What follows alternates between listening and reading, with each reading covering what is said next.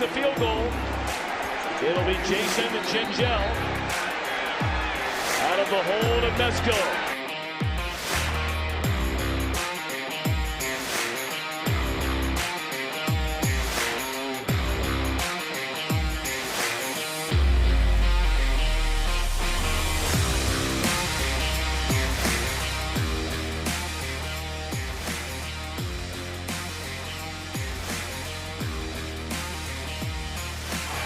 Good snap, good hold, and the kick is blocked. Appalachian State has stunned the college football world. One of the greatest upsets in sports history. Live from Chatterbox Sports Studios, it's Off the Bench with Thom Brennaman. Real men. Ohio University. Ready to go tomorrow. Titletown. A-Town. Uh-oh. All right. Why isn't this saying? There we go. There you go. Good morning. Good Friday morning to you. This is Off the Bench presented by United Dairy Farmers. I'm Thom Brennaman. We come your way Monday through Friday from 10 Eastern until high noon. You can find us. Some of you are already here, many already in the chat. Friday's always a big day. Find us at YouTube/Chatterbox Sports. We ask you please subscribe to the program. If you'd prefer to join us in podcast form, wherever you find your podcast, just search for Off the Bench with Thom Brennaman and you are dialed in. We'll get to the Bobcats shortly. The Bengalis continue to gear up for Sunday's showdown on the home front against the AFC's number one seed right now, the Kansas City Chiefs. No official word yet as to if Jamar Chase is going to play. If he does, how much he'll play. Joe Mixon will be back coming out of concussion protocol. It should be interesting to see how much Samaje Perine plays in this game. He has been a very effective player for this Bengal team. Kickoff is set for 4:25. We're going to talk a lot more about this here in a minute. Last night, Thursday night football, playoff implications on multiple levels, whether you're talking about just who's in and who's out, talking about conference records, all those tiebreakers, seeding, all those kinds of things. The Bills go to New England, and the Bills own New England. This was no contest. Buffalo wipes them out 24-10. They had the big blow-up by Patriots quarterback Mac Jones on the sideline. He was wanting to throw the ball downfield instead of all the dinking and dunking. Their offense is brutal. If the Bengals don't beat them in New England, they ought to phone it in. Josh Allen threw for 2 touchdowns, but the Bills still can't run it very well. They're only averaging about 3.5 yards a carry. All in all, Buffalo's 9-3. And for the time being, because they played one more game than Miami, they're the division leaders of the AFC East. All right. Elsewhere in the National Football League, Deshaun Watson returns to the playing field this weekend as quarterback of the Cleveland Browns. And in an unbelievable twist of irony, he'll make his debut in Houston, the only team he's ever played for. The Ravens and the Bengals have identical 7-4 records. That's good enough for a first-place tie. Right now, Baltimore owns a tiebreak. Baltimore hosts Denver, and the Ravens are an 8.5-point favorite in that one. 4 other really intriguing games around the NFL this weekend. This is a good weekend for the NFL. You've got the Jets coming off a 30-plus point performance last week when they handed over the reins at quarterback to Mike White. The Jets play at Minnesota. You've got Tennessee going to Philadelphia. Eagles have the best record in the NFL. Then you have, kind of under the radar, you have Washington taking on the New York Football Giants. That's in the Meadowlands. Right now, all 4 NFC East teams would qualify for the postseason. The Commanders are only 1 game behind New York. And both of those teams sitting right on that playoff edge. And last but not least, many believe it could be a preview of this year's Super Bowl. Miami, red hot, hottest team in the league, going to San Francisco, playing much, much better as the Niners have gotten healthier. Jimmy Garoppolo playing well at quarterback. Niners a 4-point favorite. Kickoff at 4:05 on Fox. I don't think we're going to get that game on Fox here because of the Bengals, CBS, and the whole TV blackout thing. Mm-hmm. I think we're going to get an early game on Fox and then not the backup of the 4 o'clock games. College football. It's time to put up or shut up. And what a huge game on tap tonight. The Pac-12 championship game, a rematch. It's number 11 Utah against number 4 USC. Simply put, if the Trojans win this game, they are in the college football playoff. The Utes beat SC 43-42 back in mid-October. That game is at 8 o'clock Eastern time tonight on Fox. And make no mistake about it, Ohio State Buckeye fans are all aboard the Utah bandwagon for this one tonight if the Buckeyes have any chance of getting in the college football playoff Final Four. Number 3, an unbeaten TCU, plays really in the best game of this entire weekend. That's a Big 12 title game Saturday at Cowboy Stadium against number 10, Kansas State. The Horned Frogs beat K-State 38-28 in October and are a 2.5-point favorite. That is a noon kick. LSU plays number 1 Georgia in the SEC title game at 4. That went on CBS. And the Big Ten title game is Saturday night in Indianapolis. Number 2 Michigan plays Purdue. Sadly, Blake Corum is going to be out for the year. The great running back at Michigan was injured 2 weeks ago against Illinois. Tried to play against Ohio State, couldn't. It looks like he's requiring knee surgery. And really no word on if it's a minor surgery, which would give him a chance to come back for the playoff. It'd be a stretch. We'll wait and see how that goes. One final note, Tom Herman, the former Texas coach, the guy who's been rumored as a candidate for the UC job, not anymore. He took the head coaching position at Florida Atlantic. Soccer, the United States faces the Netherlands. That's tomorrow morning at 10 a.m. The winner advances to the quarterfinal round next week. In baseball, Reds Fest kicks off tonight or late this afternoon at the Convention Center downtown. And the Tampa Bay Rays signed Zach Eflin to a 3-year, $40 million contract. He's a pitcher. He's pitched all 7 seasons. He's pitched for the Philadelphia Phillies. It's the largest free agent contract ever given by the Tampa Bay Rays.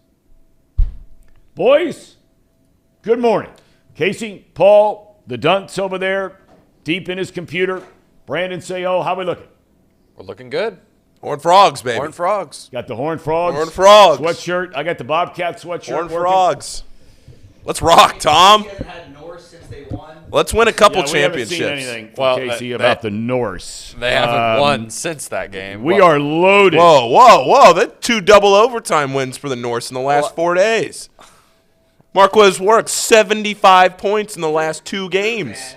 75 points in the last 2 games from NKU's point guard. Guy's 75 points. I Guy's should have wore some stuff today. Honestly, I should have. Yeah, he would have, could have, should have.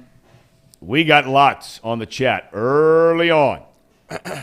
Anonymous flexing with that Ohio University sweatshirt. The Bobcats are going to play Toledo in the title game. We failed to mention that in the monologue. That is a noon game tomorrow on ESPN. A big one. And, it's interesting that this whole UC football coaching thing, the twist and turns in this thing is amazing.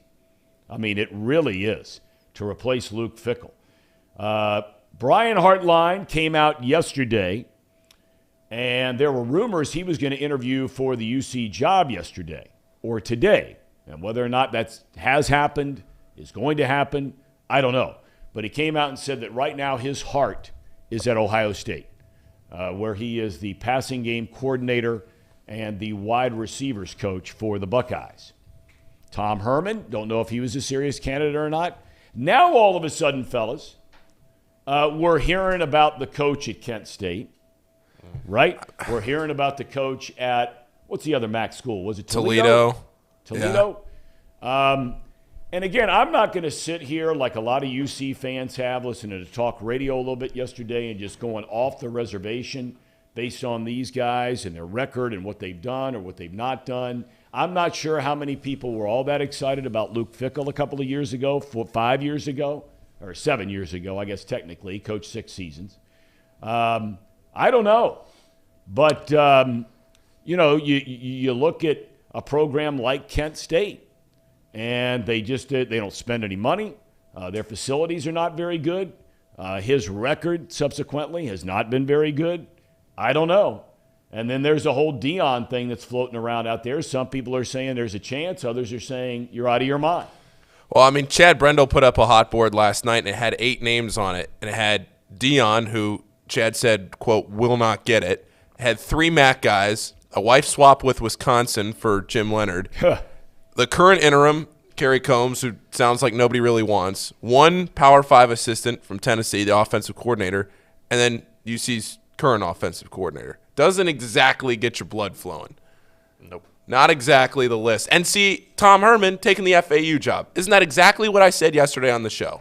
Just like Tom Herman is FAU's head coach. That's a Tom Herman job. I said tired. Didn't I say tired yesterday? And he went to FAU. Hater. He won games, but FAU. He's got to get back. Got to rebuild the brand. His personal brand. He's still a young guy. I'm telling you. I mean, he's still a young guy. And I remember Urban talking about him when Herman was his offensive coordinator. He spoke very highly of the guy as a coach. And I guess we'll see how it goes. Is Florida Atlantic moving into a different conference? What's their story? I really don't pay any attention to them. No idea. I have no idea. Not a clue in the world. There's going to be continued shuffling. Oh, they're joining the American. They're joining the American. That's what I knew. There was something perfect. on with them. So they're coming in as UC goes out. American Rising. And we'll see how it goes. All right. The Bengals Report brought to you by Encore Technologies. Encore Technologies provides IT solutions for a data-centered world with a suite of services from mobile computing to desktop to data center, supporting both centralized and work-from-home computing models to improve efficiency and productivity. Visit encore.tech, T-E-C-H. The path to innovation begins here. Coming up later on in the program, we're going to have Matt Lane. That's coming up in about a half hour from now. And you may remember if you were with us when we first started the show, we had Matt on. He follows the Kansas City Chiefs very closely, knows everything about the team, and he is going to give us his perspective on this matchup. I got to tell you, I was trying to surprise our son by buying a couple of tickets to the game this weekend. And look, I've been around for a little while. It doesn't make me any better or any worse than anybody else. But have a lot of connections in the town, could not get near a ticket. I am convinced this is the single biggest ticket in Bengals franchise history since the Freezer Bowl. I mean, find me another game. Even the playoffs? The wild yes, card range? I believe even against Pittsburgh. I believe this is a hotter ticket. Now, there was more on the line for the Pittsburgh playoff game. There's no doubt about that. Or Las But Vegas as far as last just year. I was pure talking about- demand and trying to find a ticket. Now, I know you can go to all the websites of StubHub? Yeah, StubHub or Vivid or whatever those things are.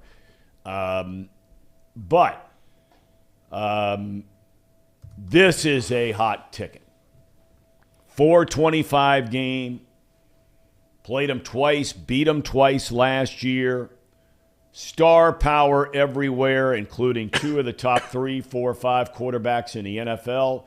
Many believe if Mahomes is 1, Burrow is 2, that this is, sort of the next matchup moving forward in future years like you had with Brady and Peyton Manning, that Burrow and Mahomes has a chance to turn into that kind of a duel over the next decade. It's a big-time game. Yeah, tickets are almost $200 online. And that's to sit all the way up at the very top. Yeah. Wow.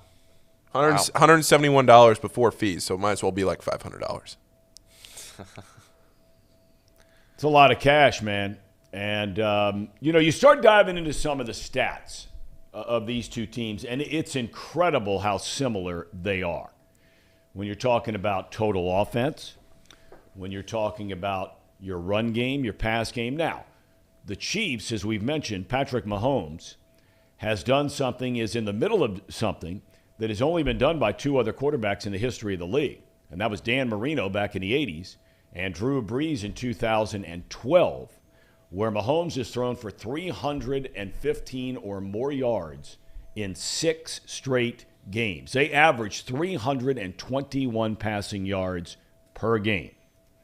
Defensively, again, very similar. One team gives up 22, the other team gives up 20 per game. As far as turning it over and taking it away, the Bengals are +1 in that category. The Chiefs are -3. They turned it over 18. They've taken it away 15. So neither one of these teams turn it over a lot, make a ton of mistakes, especially if you take away the very first game for the Bengals. They would be in major plus-minus turnover to takeaway ratio were it not for the 5 turnovers by Joe Burrow, a fumble and 4 picks in the first game of the year against Pittsburgh. It's amazing, fellas, how similar these teams are in virtually every – they both have excellent field goal kickers. This is a really good matchup. Yeah, this is high quality. What were you going to say, Casey? High quality. High quality, baby. Yeah, I don't know what to expect. I have no idea what we're going to see on Sunday. I don't. I do think it'll be a close game. I don't think either team's going to run away with it, but I have no idea what we're going to get. Honestly, I tend to lean towards what Zim says quite a bit. This game in particular, I'm not as confident as I was against the Titans. I knew we'd win that game. But this game, it is a true, in the sense, rivalry that's not yet been fully established, I guess, is how I would put it. I mean, Mahomes versus Burrow will be a matchup that's talked about for years. And we will see them time and time again if we want to be contenders in the Super Bowl. So to me, this is another Mahomes-Burrow matchup, and I just don't see where they've really changed a lot on their defense to stop us. Now, let's go, Casey. Fire me up, Casey. Fire me up. The only thing is, okay, Jamar Chase. That's the X factor here. Depending on how healthy he actually is, how much he actually plays, will determine how well we do in this game. And, I mean, Justin Reed's just added a bunch of fuel to this fire. And, I mean, they're going to be ready to play. You know, it's interesting. The only common opponent these two teams have this year is Tennessee. And it took really I'm not going to say a miracle, but Kansas City was really fortunate to beat Tennessee. They had the backup quarterback. Ryan Tannehill did not play in that game.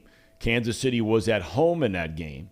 And it took them to overtime to get to 20 points. When the Bengals put up 20 against Tennessee, the Bengals were the first team to score 20 or more against Tennessee since that Kansas City game. And that was the only time Tennessee had allowed 20 or more going back to the second week of the year. So, you know, again, I don't know how much stock you can put into the whole common opponents thing, especially when you start adding factors like Ryan Tannehill not playing in that game for Tennessee. But, you know, you look at the opponents this year, the Kansas City. Now, they put up 44 on San Francisco. And in that game, San Francisco had a lot of guys hurt. But you put up 44 on San Francisco. That is saying something. But the rest of their teams in their division are really not very good this year. The Chargers, you know, they're teetering on that whole playoff thing, but not a good defensive team. You know, you look at some other teams they played out of conference, like you know, the Cardinals and teams like that, where they've put up big-time numbers. They beat the Rams most recently, 26-10. The Rams are a mess. I think that, you know, outside of Buffalo, which they lost to Buffalo 24-20, that was only in the, 1, 2, 3, 4, 5th game of the year. I don't know their level of competition, how good it's been. And quite frankly, I don't know how good the level of competition has been for the Bengals. Most of their heavyweights are on the back end of this schedule. Yeah, I mean, you could make the argument that the Titans were the first real team that the Bengals have played, quarterback-wise. It was the first time they've had a starting quarterback play against the Bengals this year. Yep. So you could make that backwards argument too, and the Bengals, to their credit, went down and won without Jamar Chase. So it's not like the Bengals went down, finally played a starting quarterback, and lost by 20, and then you're thinking, oh, no, maybe this was all a sham. I don't think, and again, I was digging through so many stats today, but one thing I forgot to look at because it wasn't on here, at least in the ones that I was trying to break down, is Kansas City and how well they get after the quarterback. Now, I do know that they blitz as much as any team in the NFL. And if there's one area, and there are a lot of them, where Joe Burrow has excelled in his career, it's when other teams decide to blitz.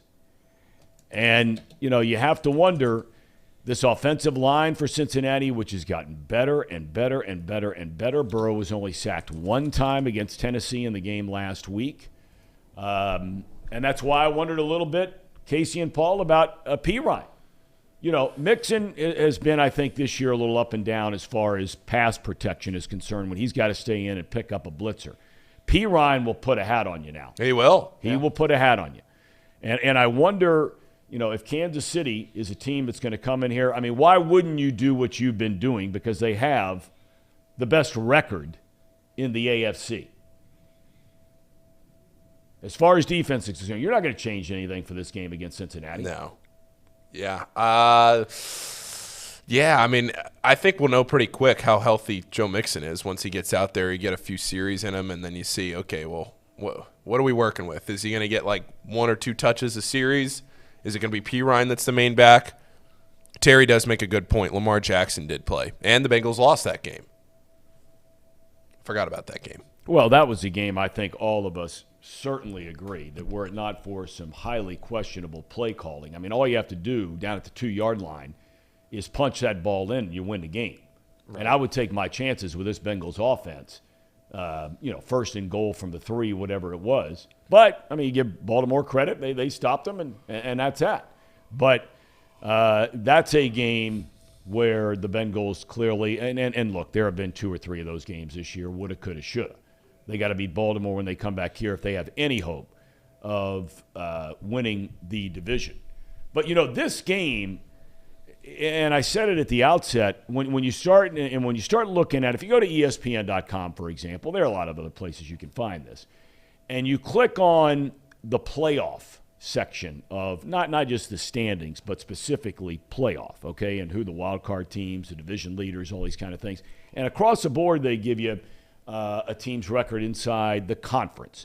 They give you a team's record inside the division, okay? The division thing, obviously, is going to be really important when you come right down to it because the Bengals have only won 1 division game, and they have 2 left. They have Baltimore and they have Cleveland, okay? So if they beat Baltimore, the first thing is head-to-head. Well, you'd have a split. Then you go to division record, I think is the first one, right? If it's inside your division, that's the first tiebreak. But when you're talking about conference record or a team out of your conference, and you're starting to look at Buffalo and Kansas City, and now you're talking about playoff seedings and all those kinds of things. Those teams are better in the conference so far this year than Cincinnati. And so you've got to find a way, and it's right there in front of you, especially as it pertains to Kansas City and Buffalo. You have to beat those teams head-to-head to try to inch back and crawl back to get into a potential situation where your conference record is better than both of those. Yeah, and so they just need to get business done. That's simple as that, right? They need to take care of business against the Chiefs. That gives them a better chance. I think the odds improved to like 80% or something like that if they win today. Or not today, I'm sorry. On Sunday. You mean making the playoffs or winning the division? Making the playoffs, I'm sorry. Yeah. So about like an 80% chance that if they win today, Sunday, Really wish they were playing today so I could watch them. I'm super excited for the game. Can you not watch them on Sunday? No, I Do we have a Reed Mouse situation here? No, I can watch them. I'm just Okay. itching. You're just waiting. I'm chomping at the bit. chomping at the bit. Okay. Baltimore inside the division is 2-0. So they still have to play. Who have they not played? They need to play. They have the all Bengals three. once. They've already beaten the Browns once. They have to play the Browns again. They have to play Pittsburgh twice. They still have Pittsburgh twice. I think yes, so. they do. They have the Steelers twice in the last 1, 2, 3, 4, 5 weeks. And that's usually a pretty good game regardless of how Pittsburgh's doing. So, I mean, I think it's realistic that the Ravens could slip up once or twice. Yeah, I do too. When we get to our picks, I'm just so down on them this year. I have just no faith that they can keep continuing to play the way they've been playing and win. I got to tell you, though, Casey, you look at this Baltimore schedule. I mean, I know. Dave, would you not like to be sitting in their seat right now? They're playing Denver this week. They play the Steelers. They play the Browns. They play the Falcons. They play the Steelers again. And then they play the Bengals. Yeah. I mean, their schedule was front-loaded, unlike the Bengals. They've already played, the Bengals, the Dolphins. They've already played the Patriots. They've already played the Bills. They played the Giants, who are a playoff team as of today. They've already played Tampa Bay, who's not great, but it's Tampa Bay, and they beat them down there in Tampa Bay. So, you look at these last number of weeks, there's no contest between the two teams as far as a schedule is concerned. That is clearly in Baltimore's favor. You do have the head-to-head matchup with them. I mean, here we are now talking about playoff possibilities when 3 weeks ago we were wondering if the Bengals were going to be over 500 at this point in time. Yeah. A lot's changed. A lot has changed. And it all starts with Joe, right? I mean, as long as you have Joe, you always have a chance. And he just proves time and time again that he can get the job done. Just to go off that, going back a little bit, the Ravens for a second, I really do think that they could potentially have a 3-3 record inside our division. Lose against us, lose against the Steelers at home, lose against the Browns. At their You're the guy that's been saying the Cleveland Browns stink. Casey, you need to make all up your year long, mind and on the you Browns. said Hang on. You need to make up your mind on the Jackson and Browns. the Ravens are going to lose to the Browns. Yes, because I really don't. I'm telling you, I'm that down on the Ravens, and it's not just because I'm this huge Bengals homer fan. Did you just see the way they lost against the Jaguars? I did. They are so unreliable. So unreliable. Their whole entire team, including Lamar. Everyone puts them on a pedestal. I like agree they're with you some- about Lamar. I've said that from day one, and even Brian Billick when he's on this show every week. Lamar is not in the same category. He said point blank, if you weren't with us earlier this week, and we don't know what Deshaun Watson's going to do when he comes back. I mean, he hadn't played basically in 2 years. He has a lot on his mind, I'm sure. And here he is coming back. He'll get his sea legs, so to speak, against Houston this week, and then he comes to Cincinnati next week. But he said hands down, if you had to have one guy or the other, he'd take Deshaun Watson all day, every day over Lamar Jackson as a player. Right. And part of it is I'm banking on Deshaun being a X factor. If he comes out and stinks, then it doesn't matter. I don't think the Browns will win another game. But if he comes out and he plays well, I think there's a potential chance that the Ravens get upset by the Browns and the Steelers. Can the Browns upset the Bengals with Deshaun Watson? That's next week. My thought process is, since we play them so early, that he won't be quite there yet. But by the time he's played in the middle of his third game, he'll finally get his mojo back. Okay, that's a my viable thought. argument. That's my thought. Yeah. Now, I saw how he played in the preseason, and it did not look great. So we'll see how he actually does. I still think the Browns stink, and more than likely what's going to happen, and this has been my thought all season long, and I'm sure you can back me up on this, I don't care if Deshaun comes back. I still think they stink. Like, they're going to lose every game regardless if they have Deshaun or not. They should sit Deshaun and But wait you just till said they were going to season. beat the Ravens. Yeah, you just said they're going to beat the Ravens, and now you're telling me they're going to lose every game. No, I'm not saying I'm just giving out a scenario Oh, okay, that okay, could okay. potentially All right. happen, My okay? bad. Sense. Okay. I'm just saying that if there is a chance that the Browns could beat the Ravens, that's the scenario that has to happen. Deshaun struggles against the Texans, kind of is almost sort of there against the Bengals, then he finally gets it Okay. by the time the Ravens Okay, are there. that's fair. Now, that's a realistic timetable to me. But in all honesty, if you ask me, I think the Ravens stink, I think the Steelers stink, and I think the Browns stink. I think they all have different issues, but Ravens are frauds. Lamar's not great. Their defense. Bengals are 1-3 against those three teams this year. 1-3 against three they'll be teams 3-3. you just said stink.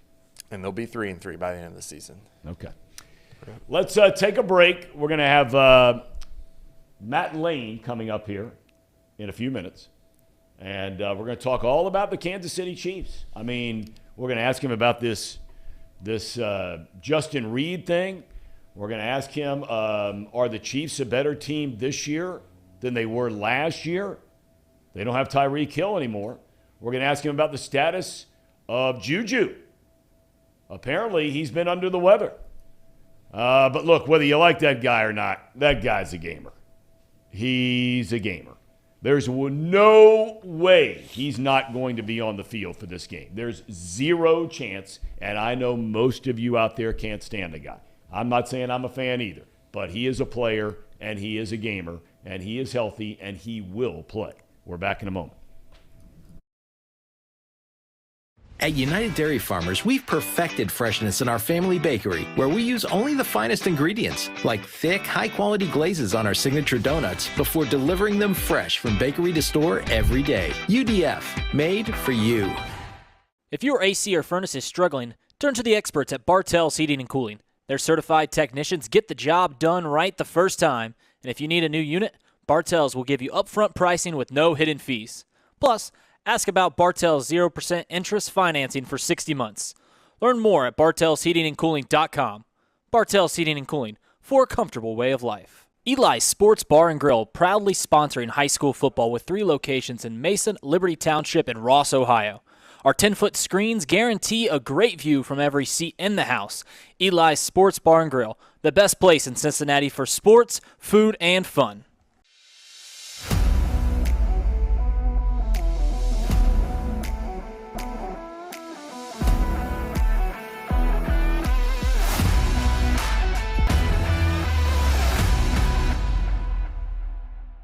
Where can you turn when you're in pain? Turn where more high school, college, and pro athletes turn. Where your neighbors and weekend warriors turn. Turn to Beacon Orthopedics and Sports Medicine and get superior care on your schedule. That's the Beacon difference. Check out our fresh arrivals at Jake Sweeney Used Cars. Over 250 used vehicles weekly. All makes, all models. From economy to luxury, Jake Sweeney, the original used car superstore.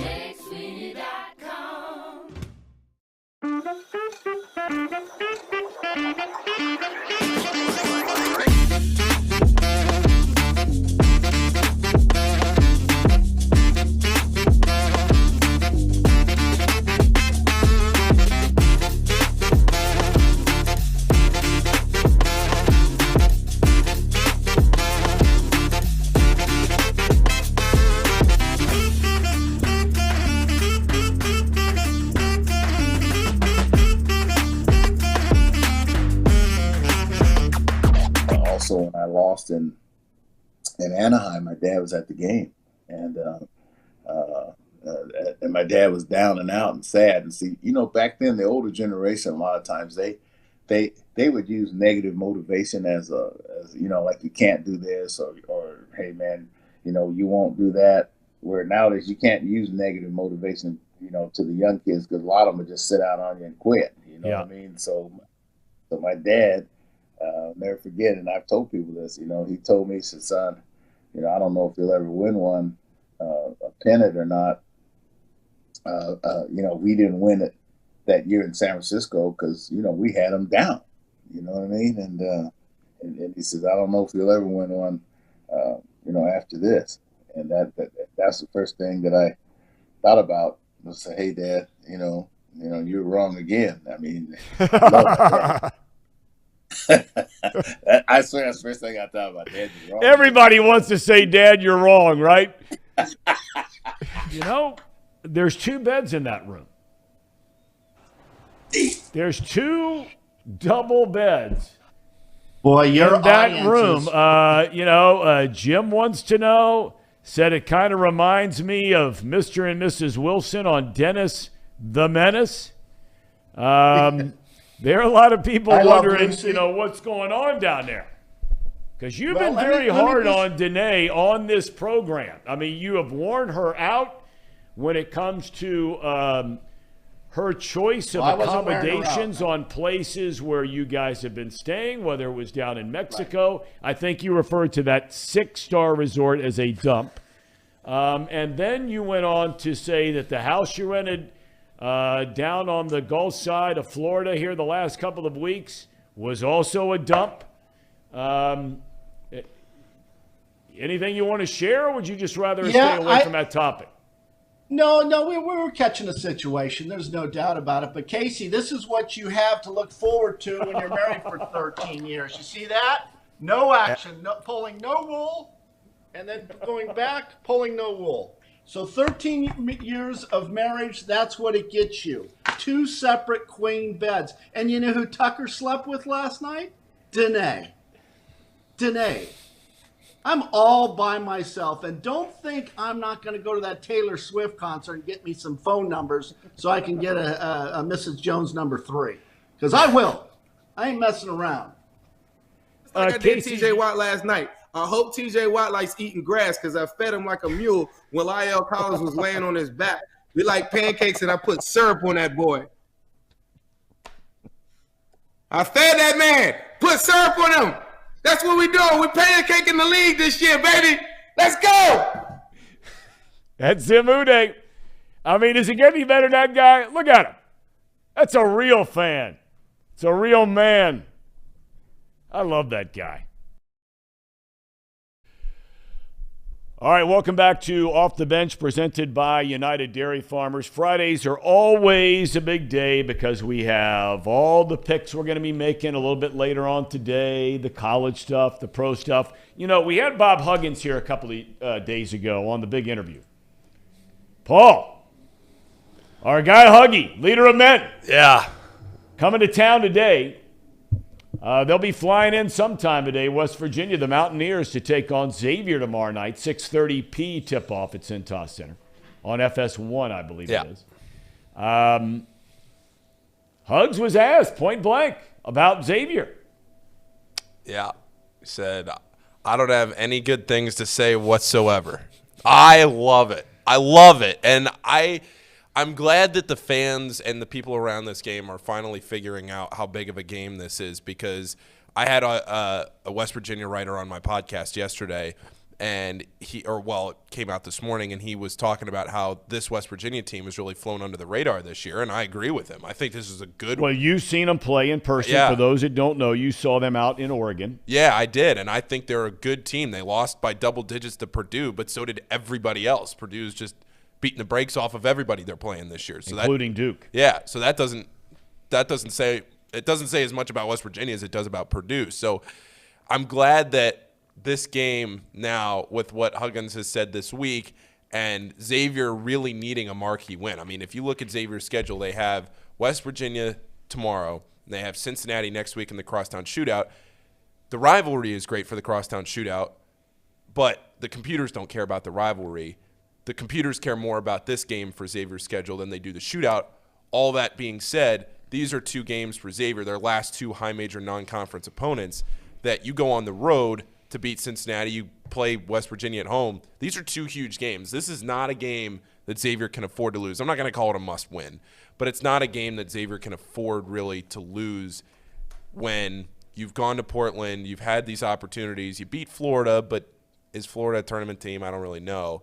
And Huggins he's gotten in the media. He's stirred the drink a little bit. And I think now people are starting to realize, one, how good of a team this West Virginia team is and how much of how important this win would be for Xavier this year, and just the fanfare of. We talk so much about UC going into the Big 12, and it almost exclusively, because of the time of the season, centers on football. But the thing that's great about the joining the Big 12 is the conference is trying to set up, or they are setting up, natural rivalries inside the conference when it comes to basketball. And for the University of Cincinnati, that natural rival inside the Big 12 is West Virginia. They've already established that. Yeah. So that means that Huggy Bear is going to be rolling into UC once a year, every year. Oh, boy. Yeah, it's great. And you look at the Big 12, and they've been either the best or the second best conference in the country for pretty much the last 10 years. And now they've got TCU on the rise again. Jamie Dixon, leader of men. TCU. They got a good team. Went to the 8. They got jobbed out of the Elite 8 last year. I mean, they had a good team last year. I don't think they've only lost one this year, and they blew the doors off somebody pretty good the other night. Iowa. They did beat Iowa, and they've got a pretty. I'm telling you, watch that team. I've seen them play. They got everybody back from last year. Yeah, they've had 2 players that have missed most of the games already this year. 2 of their starters. Yeah, so they've been undermanned. They're good. They can play some good defense. Offense has some question marks, but they can play some good defense. But, yeah, this game tomorrow night at Cintas is going to be great. And I'm really glad that Huggins, whether he's done it purposefully or not, I'm guessing he hasn't. I'm guessing it's just naturally how he's talked about it. But I'm glad he has said what he has said, because it's really gotten everybody fired up on both sides of it. Speaking of fired up, I don't know Phil McGroin's first time I've seen him in our chat. You guys know him? No, but he says to all of us, Tom, just say that name out loud again. I know the name. The Browns don't stink. They crush the Bengals, and they'll do it again. Dude, you don't think that I've been down this road before on this stuff? I just wanted to make sure. We used to get all the time in the booth. I'm not even going to say it, what the name is, in a similar vein. Back in the days when I was announcing the Cubs games, and many of you may remember, Harry Carey, throughout the course of the game, would always start reading out letters or notes from fans. If you walked into Wrigley Field, you could write a note, drop it in a box.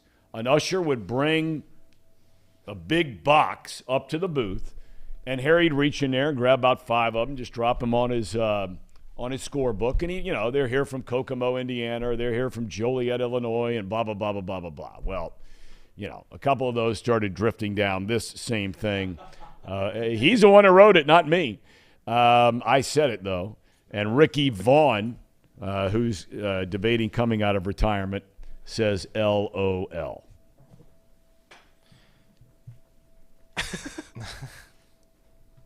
Like we have AJ says, feel my blank. Boy, we got some demented people in this chat. I mean, I'm excited for all of them and grateful to have them, but I mean, this is ridiculous. This is ridiculous. Sir Boy Wonder with Norse my main man, Sir Boy Wonder, he's always positive and upbeat, and he continues to maintain that based on my coaching track record in basketball, that I should be the new UC football coach. All right, let's get to Matt Lane. He is everything that is Kansas City Chiefs football. Matt, welcome. Thanks for coming back to the program. This is an exciting Sunday coming up.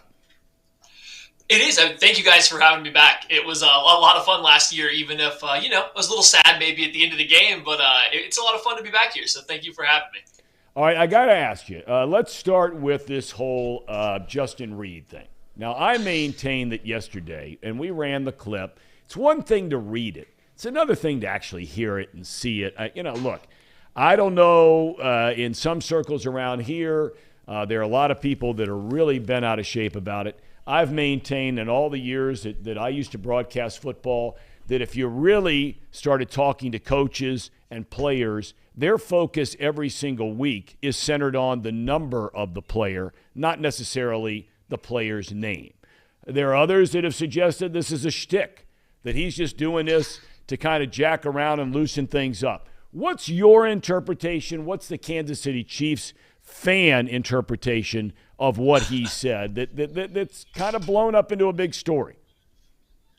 It's probably twofold. I think myself, he's talking about numbers because that's how players in the NFL usually look at their upcoming opponents, right? You're not going to know the name of every single player. And he even started off getting the number correct, and then he got confused over the name and talking about a bunch of different H names. I believe the reporter even put Higgins out there, and he just agreed with it after a second. So I don't think that there was any intentional kind of shade to be thrown at Hayden Hurst about not knowing his name. That said, when I do watch it, I do think that he said he was going to lock him up. He looked in the camera and said it. I think that he was trying probably to lighten up the Chiefs team a little bit. It sounds like the Chiefs are they're getting up for this game. This is a game that they've been thinking about for a while. They're ready for it. So I do wonder if he was trying to kind of, he wasn't here last year saying, I'm new, I'm here to help, let me lighten the mood a little bit with a little light trash talk back and forth. And it just came across a lot worse when he got the name wrong beforehand. Yeah, but I will tell you one thing, and of course Hayden Hurst is brand new to Cincinnati, so a lot of people around here are seeing him or really paying attention to him for the first time. He made the comment yesterday. He's like, I'm like an elephant. I have a long memory. And from what we've seen from Hayden Hurst, I tell you what, it may not add up to a hill of beans, but I don't want that cat looking out for me. I can promise you that, because I don't know if you saw that block he delivered last week in that Tennessee game. He decleated Bud Dupree, unlike any hit I've seen in a long, long time. And if Reed was suggesting that it is Hurst who is not a good blocker, boy, he better have that head on a swivel. I can promise you that. Yeah, I remember Hayden Hurst playing at South Carolina. And he had a handful of those plays back in college where he absolutely leveled some defensive ends. So, I thought that was a little off to say that he's not much of a blocker. He's a bigger tight end still, especially in today's NFL, and he will absolutely hit somebody. So that was an interesting remark. And especially for Reed, Justin Reed came to the Chiefs. He's been a great leader. He's been phenomenal for that secondary. But I wouldn't say that he's playing at a level that, he's a guy that I want to be sparking up a lot of trash talk ahead of a game where the secondary is definitely going to be tested. So it's going to be interesting to watch. I think he was trying to, like you said earlier, lighten the mood a little bit. I think the Chiefs are very intent this week on being up for this game, being a little bit more aggressive, especially seeming how those games ended last year. And I think he's just trying to add a little bit more fun back into it because they're probably taking it a little bit more serious than they do week to week. I'm kind of curious, Matt. Around here, since Joe Burrow became the quarterback, the Cleveland Browns, for whatever reason, have had the Bengals number. There's no doubt the Browns live inside collectively the Bengals' heads. They're going to try and exercise those demons next week, but that's next week. We heard the same things about Tennessee, that the Bengals are deep in their head. They beat them last year in the playoffs going down to Tennessee. They go down there last week. Tannehill was back. He did not play against Kansas City in a game Kansas City won by 3 over the Titans in Kansas City. And that the Bengals live inside the Titans' head. I don't know if 2 games is enough to feel that way for Kansas City. But if I hear you right, there certainly is a lot of motivation in this game for the Chiefs playing against the Bengals. Is that fair to say? Oh, absolutely. And I'm with you. I don't know if 2 games means they live in their head. The Chiefs were right there with Alex Smith before Patrick Mahomes, or even Mahomes' first year starting. They were losing to the Patriots essentially every single year when it mattered at some point in time. And that was a team that I would say at that point in time was in their head. I don't think the 2 games put the Bengals there. But if you come out of this Sunday and there's another loss, especially if it goes down essentially the same way where you can't hold on to a lead late in the game, then I think you're squarely at that point. And that's what's makes me nervous as a Chiefs fan, is it seems like the Chiefs have gone out of their way to make sure that they are letting it be known that this game matters to them. So what happens if they do fall short in this particular one? now you've kind of set yourself up that there's a boogeyman that plays in the AFC for you, and it's the Cincinnati Bengals, which it's fine to be up for this game, but I don't think you ever want to set yourself up as we have to beat this team in the regular season or it's not good. And I feel like the Chiefs are getting close to that point at this point in time. That is a really interesting point. Is Kansas City better than a year ago? You know, when people on our show start talking about last year, I got to a point where I'm just like, look, I'm tired of hearing those two words. But now I'm going to do the same thing to you. Everybody knows about Tyreek Hill leaves, although, I think Juju is just a phenomenal player. He may not be Tyreek Hill, but, I mean, the guy's a stud. And they brought in other pieces to that whole thing. All in all, is Kansas City, in your estimation, a better team than the one that lost the AFC Championship a year ago? Yes.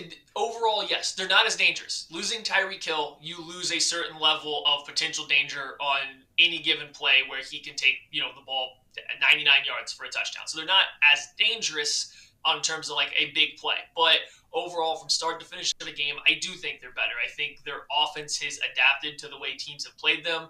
I think they have found their weaknesses that were exploited a little bit last year. They've added pieces like a Juju Smith-Schuster, who's a prime example of this, that helps fill some of the voids that were available that they couldn't do last year when teams played, dropping a bunch of guys in coverage, just keeping everything in front. I think they have found out what their weaknesses are on offense. They're going to be a more consistent offense this year as things keep going on throughout the playoffs. So I do think they're a little better. And it seems like if the last 3 years are any indication, the defense should be peaking right as they hit playoff time, because that's kind of what they've done under Steve Spagnuolo. So as long as it keeps trending that direction, they should be a more formidable or more complete opponent than they were last year. Talk to me about the Kansas City pass rush. I know that the Chiefs love to blitz. They blitz as much, if not more, than any team in the National Football League. That's an area where Joe Burrow, in a short amount of time, has really taken advantage of teams that blitz against him and this offense. Walk us through how you see this Kansas City defense. What are they this year? Because I know they're not taking it away a lot. Yeah, no, they're, I think, last in the NFL in terms of forcing takeaways, and which has put their overall turnover margin at the bottom third of the league. So it's not that.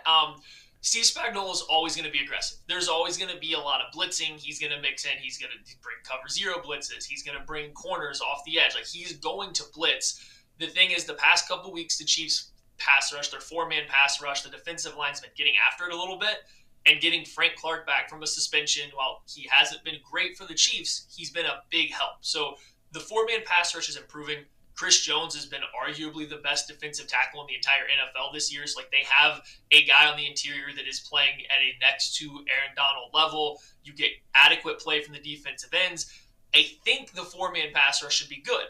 The issue was going into the playoff game last year against the Bengals, you saw what the Titans four-man pass rush. You saw what every other pass rush was doing, and then the Chiefs came out there, and they couldn't get near that much pressure. And they were kind of forced into blitzing Joe Burrow because they couldn't cover long enough to keep those good receivers under wraps. They had to try to get pressure by blitzing. That wasn't working very well, as we all saw. So I don't think they will blitz as much this game. But I mean, it's Steve Spagnuolo. There's going to be times where he's going to send the house and just hope that he catches the quarterback off guard, because that's kind of what he does. The run game for the Chiefs, I know there have been guys that have been nicked up and in and out and that whole kind of thing. Where is the run game at this point in time? I mean, around here, you get wrapped up, and I'm sure Kansas City's in the exact same boat. When you have quarterbacks like Mahomes and Burrow and all the weapons these guys have had offensively at the skill positions, the easiest thing in the world is just to fall in love with passing the ball all the time. And clearly the Chiefs are on that kind of run right now, where Mahomes going for 315, 320 every single game. But do you think that the run game is something they need to do more of? Are they going to get better in the run game? Or are they just saying, you know what, we'll do it every now and again, but we're going to live and die on Mahomes' arm? So since their bye week 4 weeks ago, they've come out and they've changed their run game a little bit. Rookie Isaiah Pacheco has taken over as the starting running back, and that seems to have helped, and it's helped lead to this. Coming out of the bye week, they've run a lot more gap scheme stuff, so a lot more power runs, a lot more counter runs, and that seems to fit a lot better with the personnel they have, whether running back or the offensive line. So the past 3 games, they've had 27 or more carries in every single game, went over 100 yards. They're never going to be a smash-mouth football team, but getting to know some random arbitrary numbers that we could pick out, just the ability to run the ball on a somewhat consistent level, even as an off-speed pitch to take all of the pressure off the passing game, I think is beneficial. And it looks like they're finding a way to work that in. They've gotten away from running inside zone off their RPOs, is the majority of what they did to start the year or last year, and it just simply was never effective for them.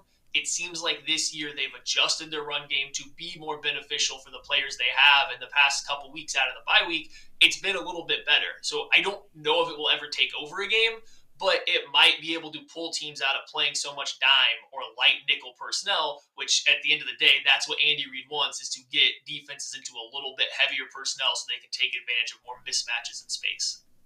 All right. I know you're not in Kansas City. Are you coming to Cincinnati for the game or no?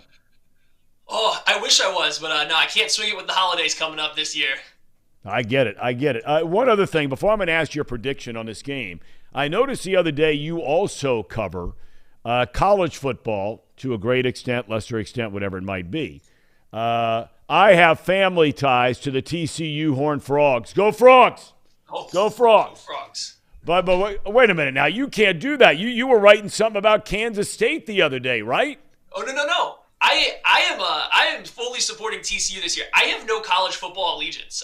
So at KCSN, we do cover all the local college teams to Kansas City, right? So the Missouri Tigers, Kansas Jayhawks, Kansas State Wildcats. We have all that coverage there. But me personally, I don't have a college team allegiant. So every year, I just start watching college football because I love it. And halfway through the year, I just find the team that I'm rooting for the most, the team I'm having the most fun watching that year. And this year, since like week 3 or 4, it's been the TCU Horned Frogs. So I have been on the Horned Frog bandwagon all season. We'll see if it continues beyond this year, if it's just a one-year thing for me. But I'm getting a lot of elbow ribbing from, coworkers and stuff that are K-State Wildcat fans. But I am full on with the Frogs this year. All right. Well, we're rooting for them tomorrow. That'll be at noon against Kansas State. Kansas State is really they are playing good football, and they're one of the hottest teams in the country. I think of all the championship games that are going to be played this weekend, that potentially could be the best one. It's certainly the best matchup on paper going in of all of the championship games. All right. Bengalis v. Kansas City Chiefs. Your prediction, if any, Matt Lane. Let's hear it. Okay, so we might avoid the actual score. I don't know. We'll see where we get to the end of this. But we saw in the first 2 games, right? The Chiefs, you can look back and say the Chiefs can find success against this Bengals team when you go back and look at both first halves. The Chiefs were, I don't want to say dominant, but jumped out to early, comfortable leads both games. They showed they can move the ball. They can slow down the Bengals offense a little bit to start each game. The problem is the Bengals just keep coming.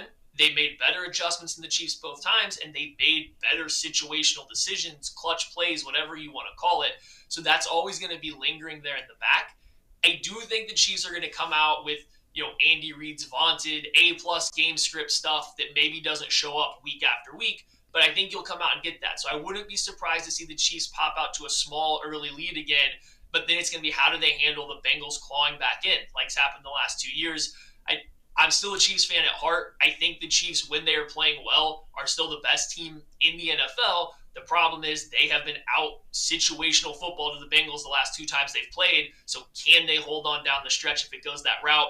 I think the Chiefs could win a close one here, but I will be nervous the entire time just because of the way the last 2 games went and the way the Bengals were able to come back both times. And the Bengals are rolling right now. I mean, they are rolling. Both teams are rolling. Cincinnati had the first 2 games of the year where they were awful and on and on and on and on. But, man, since then, they have got it going on. All right, Matt, we thank you for your time, my friend. Enjoy the game. Have a great weekend. And who knows, maybe we'll be reaching out to you to talk again come mid or late January.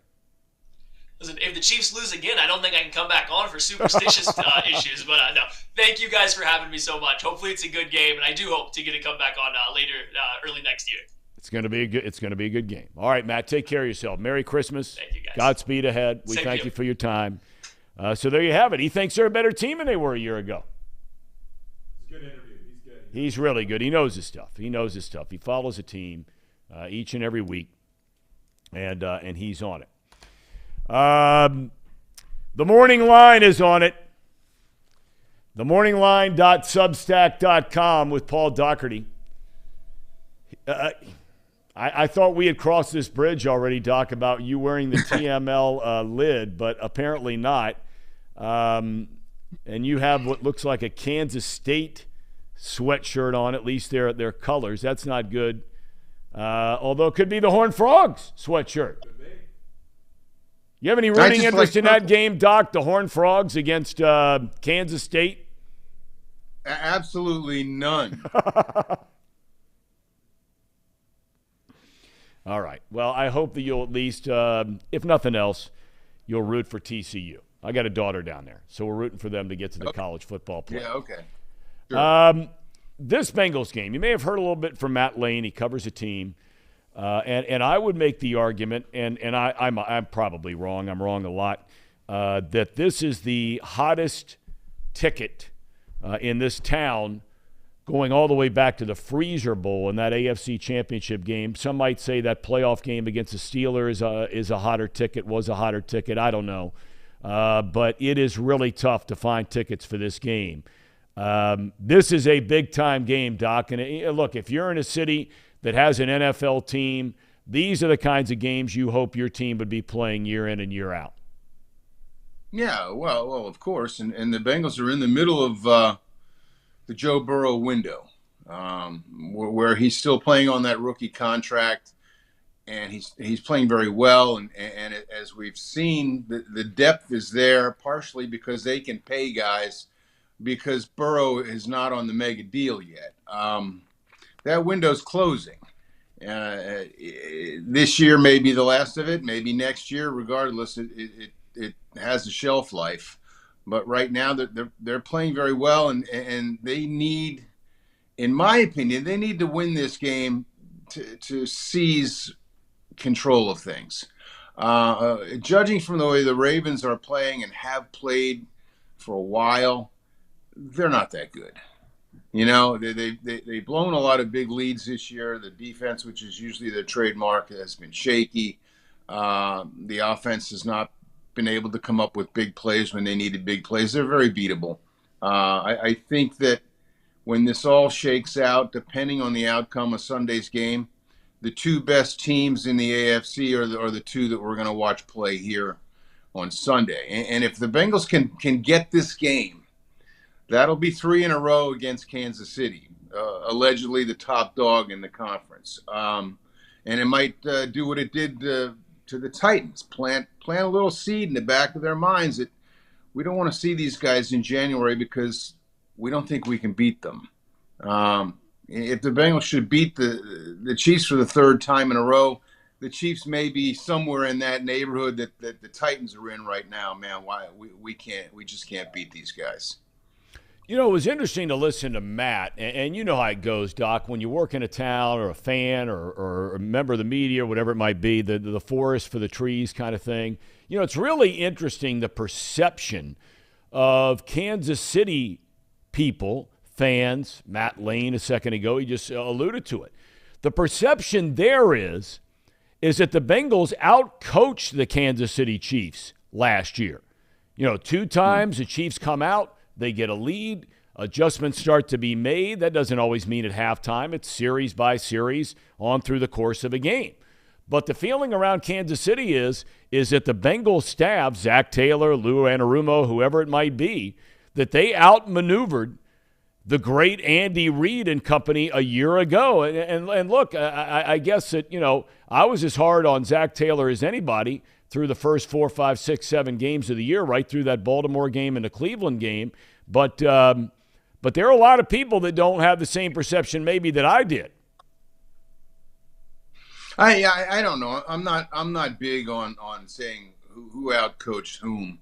To say that Andy Reid got outcoached by Zach Taylor, I don't know. The Bengals won both games. In fact, they came from 14 down in the first game and from, I think, 18 down in the second game. And the playoffs, on the road. I guess that has something to do with coaching. I think it has a lot more to do with the guys on the field and the belief that the Bengals had last year and are getting back this year. It really doesn't matter what the score is, how far they're down. They never think that they're out of a game. And that's pretty important against an offense like Kansas City's, because you can get behind them real easy. And they did twice last year and came back to win nonetheless. So that was coaching. I know that they were more aggressive. They didn't play on tiptoes the way that they played earlier this year.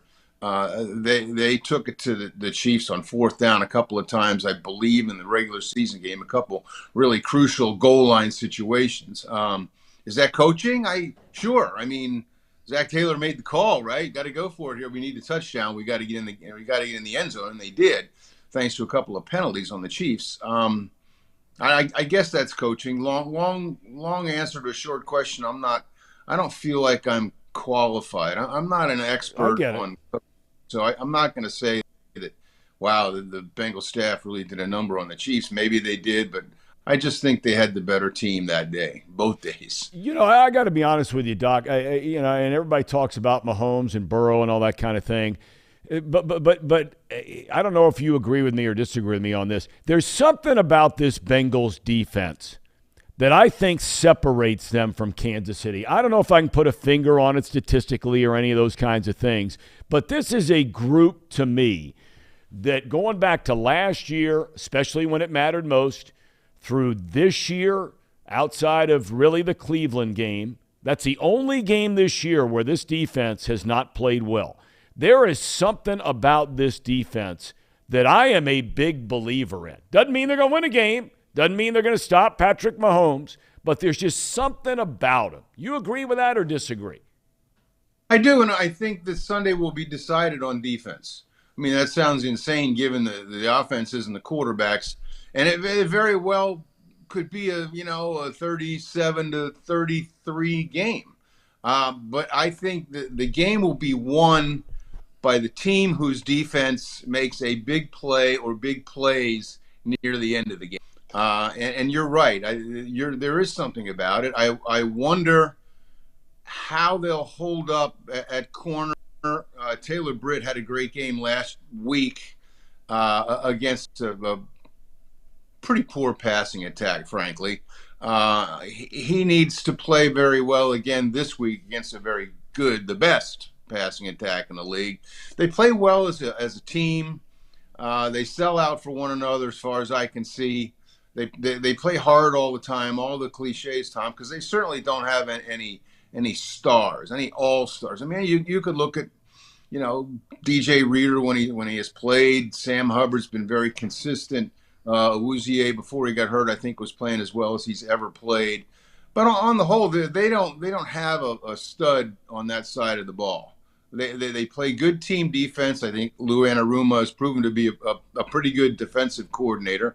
Gets him in the right position, right spots. But I think the game will be won on defense by a play or plays late in the game. All right, I want to shift gears to a couple of other quick topics. The UC coaching job vacancy. And we talked about how John Cunningham, the athletic director, keeps everything extremely close to the vest, and that maybe a lot of people around here weren't all that excited about Luke Fickell coming in here 7 years ago. Turns out to be the best thing that's ever happened to the program, him along with Brian Kelly. And now all of a sudden some of these names that were out there, whether it was reality or not, Tom Herman's now going to Florida Atlantic. Brian Hartline sends out a tweet that says, "My heart is at Ohio State." And now we're starting to read a lot about a lot of guys who, look, they might be phenomenal head coaches. I have no idea in a different situation. But, you've said it before about you don't have to win the press conference, but I don't know. It just seems to me that all of a sudden now we're talking about some guys where I'm kind of shaking my head going, is this UC job really as good a job as maybe I thought it was?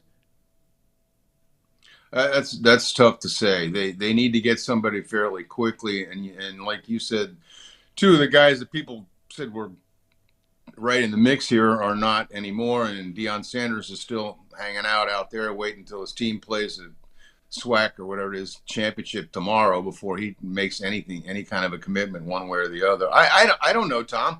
It's a better job than it was when Fickle took it, and we got Luke Fickle, who turned out to be a pretty good coach. I'm not going to pass judgment or panic until I see who they get, because John Cunningham is very close to the vest, and nobody suspected, I don't think, that Luke Fickle was going to be the guy 7 years ago. And maybe there's somebody out there that we aren't even talking about that they will hire, and then we'll see if he's a good hire or not. I'm a little concerned, if I'm a UC fan, that they haven't gotten a guy yet, if only because you need these guys in as soon as possible. You need to hit the ground running with the recruiting as soon as you possibly can. And they haven't been dragging their heels, obviously. It's still very early. And they may get a great guy, somebody that we all say, hey, that really is a great hire. I don't know, but they made the right move last time, which gives me a little confidence that they'll be able to do that again. All right, last thing I want to ask you about is Reds Fest starts later this afternoon down at the Convention Center. We've well documented all the issues going on with the Reds and the Reds franchise and their lack of popularity, whether it's people coming to the games, following the team, whatever it might be. If you own that club, what are you realistically expecting in terms of any kind of reception? Because this is a phenomenal event. I mean, it's a great event. It's well run. It's well done. They have a little bit of everything, whether you're bringing your kids, your grandkids, whether you and a date, your wife, your granddad, your dad, whatever. There's something for everybody there. But do you suspect this is just more bad news as far as optics are concerned for the Reds the next 2 days? I don't know. I think that people will show up. It's the wintertime. It's cold. It's indoors. They get all, Joey Votto will be there. We can get an autograph. All the peripheral stuff is still in place. I just think, and I said this at the beginning of last year, and really nothing has changed. Last year wasn't their year. This year won't be their year. Maybe next year when they get some contracts off the books, and the young guys that they're hoping to develop will indeed develop, especially the pitchers. For this year, it's another case of, go to the games because you love baseball and the Reds, not necessarily because you want to see them win. If you go to the ballpark expecting them to win, you're probably going to be disappointed more often than not. If you go to the ballpark because you love baseball and you love the Reds, and it's a nice night out in the summer in the middle of July, I think you'll fare a lot better. And as long as, if you can, as a fan, be realistic with the expectations, because the expectations, from what I've seen so far, the roadmap is not leading to the playoffs in 2023. And you hope that it makes some progress in 2024, and then maybe by 2025, they're ready to go. But if you expect them to win, do well right off the bat, you're going to be disappointed a lot and angry a lot. And I would highly recommend you don't do that. No expectations except to have fun and enjoy the game. Are you going to the Bengals game on Sunday, by the way? No. No. Okay. I don't. You know what? This is. Well, you went a couple of weeks ago, so that's why I bring it up. You went a few weeks back. I don't get a whole lot more, and I did it for God knows how many years, almost 40 years. And I found that over the long haul, unless there's somebody in particular that I really would want to talk to, players these days are not as good as they used to be when it comes to being free with themselves and their personalities. And I get just as much by sitting at home, watching the game, getting the quote sheets afterwards, reading them over. I don't have the relationships now that I had, even 4 or 5 years ago with players, where I could get somebody and say, off the record, what the hell's going on? And that's when it's useful to be there in person. If you can work the locker room, having not been around this year and really not a lot last year either, I don't have those connections right now. So I don't get any more out of going to the games than I do sitting at home watching TV. And that sounds strange coming from a guy who's worked a lot of locker rooms. But I'm in a position now where I'm doing this stuff for myself essentially. Nobody's paying me to do the morning line, so I can kind of pick and choose my spots, and I sort of picked and chose not to go down there this week. I'll tell you one guy I did think of, though, that if you were going to leave the house over the weekend for a sporting event, we had Bob Huggins on here for about 50 minutes on Wednesday. He was, just unbelievable in talking about his career and the whole UC thing, and now he sort of stirred it up again with the answer to the question about coming back to Xavier. Now I would think maybe you get off the couch and go down and see Hugs tomorrow night, but I guess not, right? You're not going? Probably not. I'd get off the couch to see him just to shake his hand and say hi and ask him how he's doing. In terms of a writing subject, I don't know. I think I know him pretty well as most people do in the media, and certainly I wouldn't know him any better by going to a game tomorrow night and watching him play.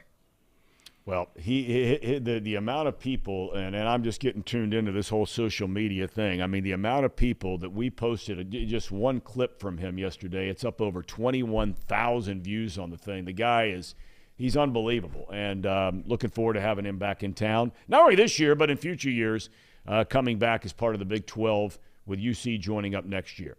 Doc, thanks for your time. Have a great weekend. Best to you and your family. Okay, Tom, thank you. All righty. TheMorningLine.substack.com. You can read Paul Daugherty. After 35 years of the Cincinnati Enquirer, all his great stuff, it continues. It continues. Boys, we're going to take a break. You know it's about that time, don't you? It is. It's about that time. We're running out of opportunities to make up ground. It's coming right down to the wire, though. It's a close race. See, Casey wouldn't say that to me. Casey will call me an ex-professional, but he wouldn't say that to me. Never in a million years. Has anybody asked you about that ex-professional thing lately at all? Did anybody for a while there? So I have actually, every time I would visit my family or my in-laws throughout the holidays, they actually called me the ex-producer.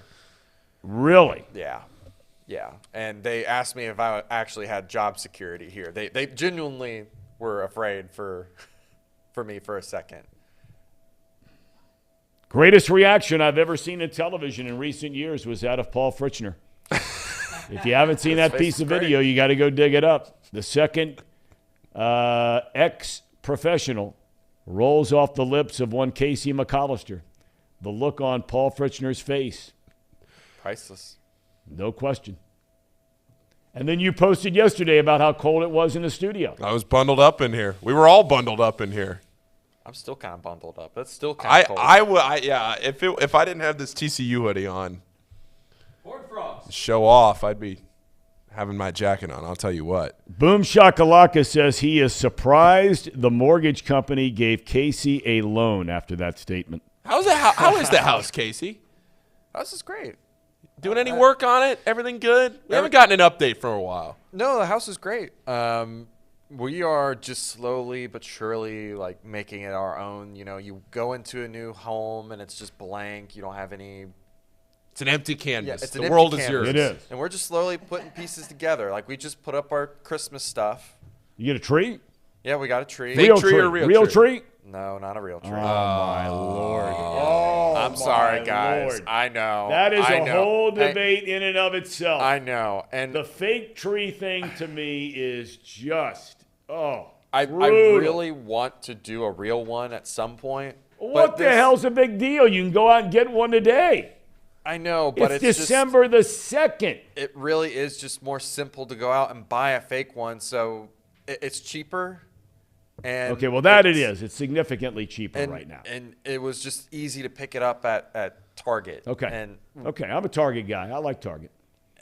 And on top of all that, like we got it all done in one day, whereas we would have to go out, pick the tree. I don't have any way of bringing it back home right now. I would have to strap it somehow over top my car. Yeah, I get it. It would just be a huge ordeal. One day I will get a real tree because I've never had a real tree.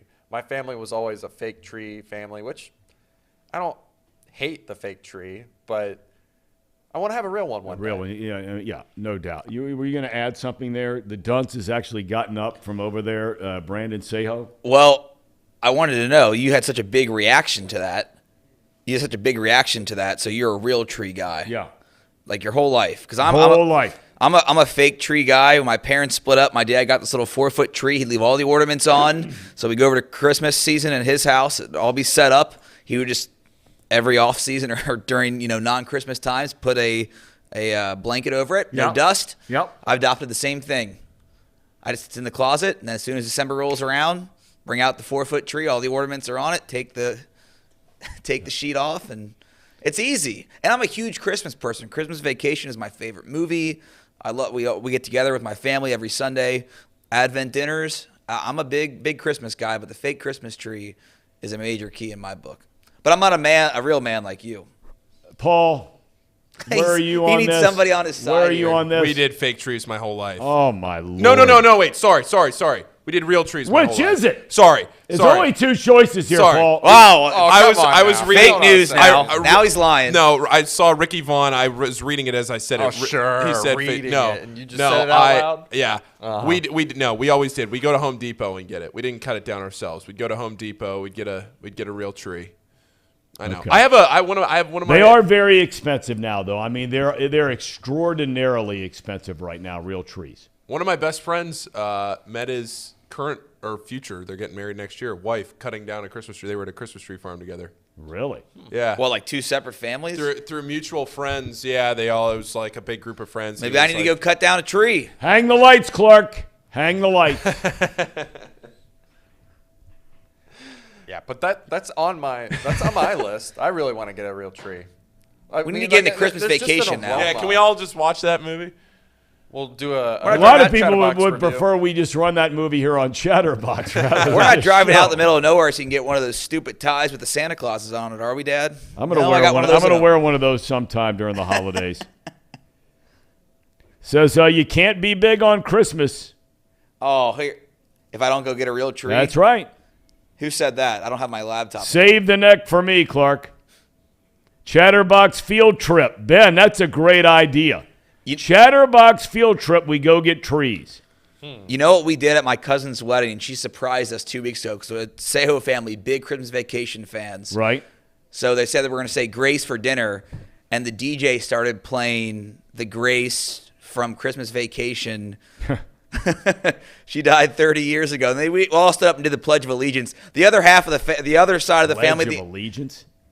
Yeah, that's what they do in the movie. Okay. Oh, that's right. That's right. Yeah. Okay. The family that she was marrying, Tom, her husband, his family probably thought we were nuts, which we are. It's okay. But I thought it was a good grace for the wedding. Things going on. Yeah. I mean, I get it. Split families, that kind of thing. Yeah, is your movie, is that in your top 5 movies of all time? No, Lord, no. What? Golly, that's my number one movie of all time. Real movies out there. Number one movie of all time. Movies like The Godfather, and I mean, come on. Clark W. Griswold, top of the list. No. Okay. Love them, but no. All right, boys, when we come back, it's picks time.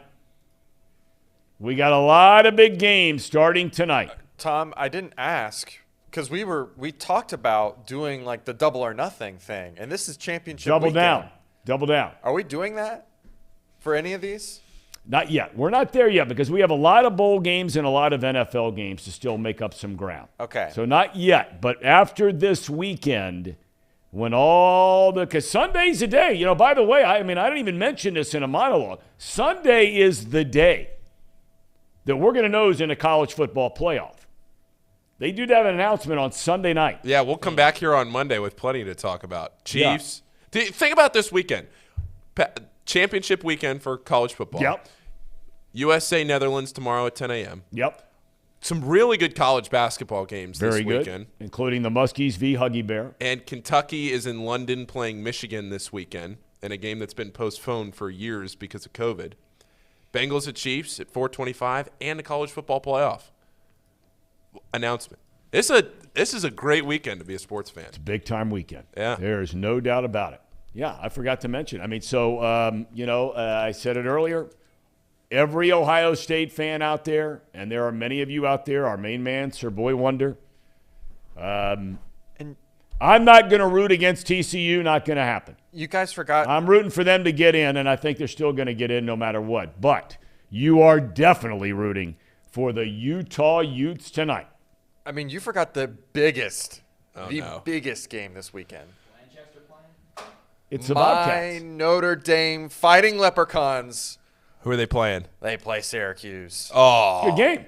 That's a great game. It's a good game. Syracuse is. I don't care. It's still a good game. It's an all-time historical great game. Clash of the Titans Clash there. of the Titans. From like 30 years ago. Yeah, there you go. The visual of Casey driving with a strapped tree on his car is something else. It would not be a pretty sight. I'll just say that right now. Because I got one of those, retractable glass tops as well. So It's called a sunroof. Sunroof. Sorry. I just lost. This isn't a stadium we're talking about here. This is called a sunroof. I couldn't think of the word. Okay. Thank you for Did you say helping me out there. retractable roof? Yeah, it's like the old Chase Field, Bank One Ballpark. We got a retractable roof. You got one on your car. Lucas Oil, is it open on Sunday? I don't know. We got the Christmas tree. I got the Christmas tree. Unbelievable. They would scratch up all the glass, whatnot. So Unbelievable. I got to get my dad's truck if I want to do that. We are sitting in a studio with three guys that have fake Christmas trees. That's all That's you a need to shame. know. Yours up? No, I got to go get it this weekend. You chopping it down? Go to. No, we're not doing that. No, here we go. no, That's- no. We have done that before, but with a daughter, gone for college, that was something the four of us would do together.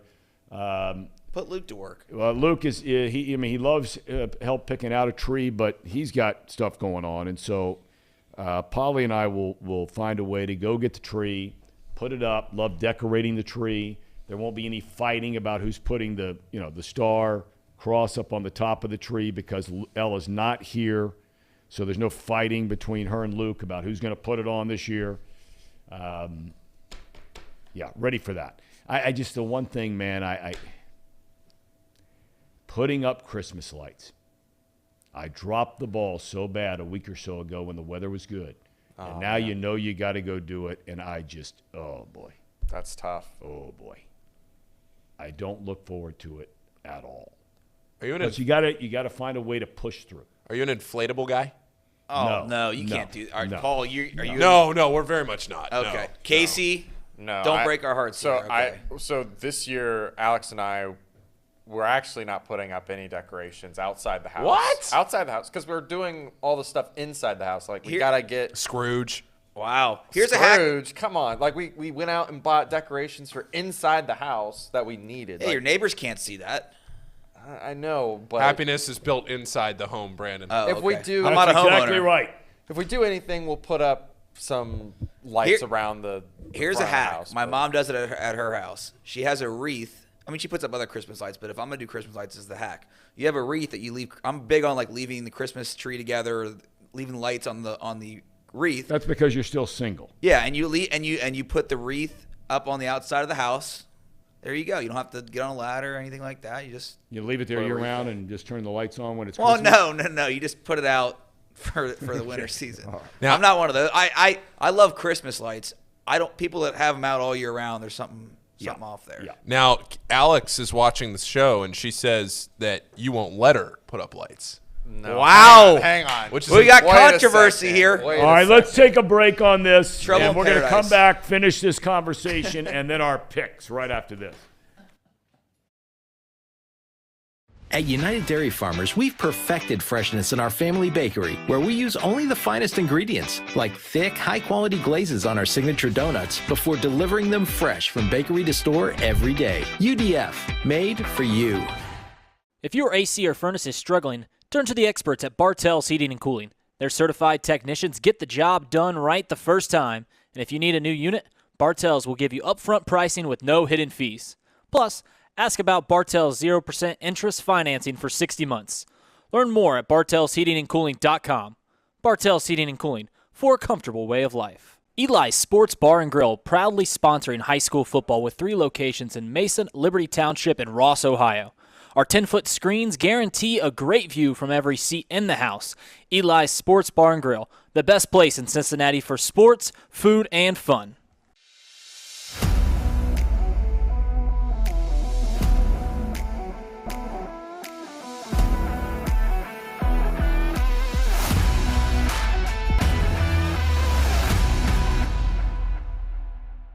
Where can you turn when you're in pain?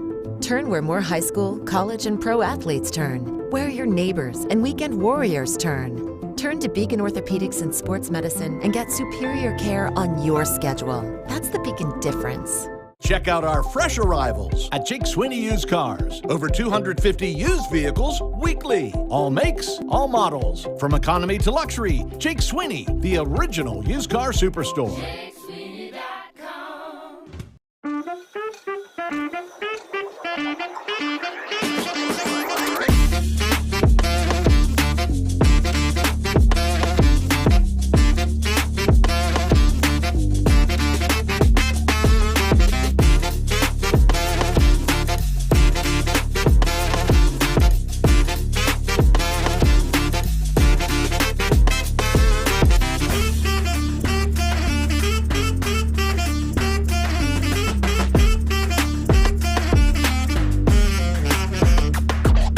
When I lost in Anaheim, my dad was at the game, and my dad was down and out and sad. And see, back then the older generation, a lot of times they would use negative motivation as like you can't do this or hey man, you won't do that. Where nowadays you can't use negative motivation, to the young kids, because a lot of them would just sit out on you and quit. You know what I mean? So my dad. Never forget, and I've told people this, he told me, he said, son, I don't know if you'll ever win one, a pennant or not. We didn't win it that year in San Francisco because, we had them down, you know what I mean? And he says, I don't know if you'll ever win one, after this. And that's the first thing that I thought about was say, hey, Dad, you're wrong again. I mean, I swear that's the first thing I thought about. Dad, you're wrong. Everybody wants to say, Dad, you're wrong, right? Dusty Baker, 2 weeks ago. Fantastic. I'm still working on trying to get Nick Castellanos, by the way. Have you talked to him recently? No. I sent him a text this morning. Maybe this morning. I'm hoping to hear back from him. We really want to get him on a program. Are you still drinking regular water? I'm not. Did you know that alkaline water has been shown to have superior hydration benefits versus regular water? And that's been done in clinical studies. There is a new premium alkaline water out, Pawnee. They're right across the street right here in downtown Hamilton. Bunch of ex-P&G guys, research guys, really smart guys. Pawnee uses natural limestone filtration, unlike the artificial processing that many other brands use. It's a healthy alkaline water that really is the best tasting water in the world. Please visit their website at Pawnee, P-A-H-H-N-I water.com. That's P-A-H-H-N-I water.com to see where you can buy this great tasting water at a store near you. Maybe they'll be in UDF one of these days. Our title sponsor. Welcome back to Off the Bench. Each and every Friday, it's pick time. Let's go. We need like a bell, or we need something. That's in the works. It's a little late. We're working on it. Next when are we going to do week. it? Basketball? We got NKU playing Detroit? No, here I got a little. I'm not going to something. badmouth NKU. We're going to be working on in the works. We're working on some stingers and some sound clips. Here's an example of it. That better take up a lot of time, because when we get to basketball season, it's going to be lean days around here, boys. I already have nightmares waking up about it, thinking, what in the hell are we going to talk about? Don't worry. We'll put the show on her. College basketball, baby. That ain't going to get it done. We're going to have to talk about We got to find out something. Because I mean, I'm not kidding. I wake up, it's like when you I don't know about you guys, but like once a month I wake up remembering about all the classes I used to blow off, and then you walk in and you got the exam, and it's like Swahili because you don't know any of it. That's what I picture about this show starting in February. It'll be fine. We'll have plenty to talk about. We'll have 2 weeks of content built off the Bengals winning the Super Bowl, and then after that, you go right into March Madness. You're set for a month. Then April rolls around. You got baseball. That works for about baseball. That works for about 3 weeks. That works. That lasts through opening day. And maybe 2 more weeks. We got NFL draft. We got. Hopefully they play well in Atlanta again. We'll have. All right, let's go. Picks. All right, let's go. Here's our alleged stinger. No. It's in the works. Get rid of it for a second. Get rid of it. There's a church down the street. We ought to just record the church bells, if nothing else. Here, Tom, this is the I stinger. need some divine intervention. This is the stinger. Boom. Bang. Bang. You see that? Look at this. Huge. Look at that. And we're gonna have something a little bit faster. Or a little, not faster. We're gonna have a little bit more of a sound, and it's gonna be like, here's our picks for the. I think what we should do is have that, and then we reveal the letters TIRED. Tired. All right, you just saw where we stand going in. We've got some work to do. Casey, right on the heels of Paul. Although Paul was completely carried last week by Trace Fowler. Totally carried. I was. All right. Or Casey would be in first place. Wait, I almost spoiled it right there. All right, here we go. I may have spoiled it. Where are we starting? College football, I'm assuming, right? Yeah, USC and Utah. We are starting with a monster game tonight. USC's lone blemish was a 2-point conversion against Utah in Utah. This game tonight will be played in Las Vegas, where the Raiders play. And you've got USC, a 2.5-point favorite. Yep. I'm going with the Utah Utes. All right. To go get the Trojans. That's a mistake. I had Utah. Based on our records, you would probably be right. I had Utah early on in the season. They let me down really bad to a terrible Florida Gators team. And then they turn around and they lose to a terrible Oregon team with Bo Nix at quarterback. Man, you hate Bo Nix. I hate Bo Nix. He's terrible. He stinks. He stinks. Guy had a great year. He still stinks. And they barely beat USC. They barely beat USC at Utah, right? All right. I'm taking USC. I tell you one thing. I was looking at a box score from that game last night, and Caleb Williams, I'm not sure Caleb Williams can play a better game than he played against Utah. I mean, he got over 40 points in the game. I think it was 44-43 the final. Williams threw 5 touchdown passes in that game, did not turn it over. It was 42-43. Even it was that last second 2-point conversion. Yes, right? it's exactly right. Yep. Both teams going over 40. What do you think, Paul? Vegas says to take Utah. The game probably says to take Utah. Don't do it. The game says to take Utah? USC's 11-1. Yeah. What game says to take Utah? I just think this is setting up for Utah, but I can't have Ohio State in the playoff. I'm taking USC. Oh, my God. All right. There's the underlying real. Yeah. All right. Next one up. Oh, my God. I spoiled them all. Hold on. It's okay. Across the board. Oh, yeah, that's true. TCU, 2.5-point favorite. That game will be at the Cowboys Stadium in Arlington, Texas, which is about a 20-minute ride from Fort Worth, the campus of TCU. You switched, Casey. I did right before we went to before we actually went live. I switched it because I just can't get behind the possibility of me ever being behind a bad bet. This team is so high. I just can't. I can't risk being behind the bad.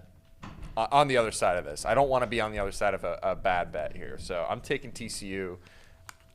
I think Kansas State could actually pull off the upset. I think they're, at least when you look at scores and odds, the money is split, and everyone's betting. I have to cut in here. Yeah. You need to cut out that. What? We don't reveal our sources. Okay. All right. All right. Okay. All right. Next one. I don't know what happened here to the. I don't know why this got deleted and duplicated, but it's Toledo and OU, and I didn't. We all know. We all know what we're doing here, right? There's no question, even with backup quarterback C.J. Harris, quarterback Curtis Rourke, the MAC Offensive Player of the Week, he was named this week, got injured. Harris started, huge game against Bowling Green, threw for 3, ran for 1. Bobcats. Good. High noon tomorrow.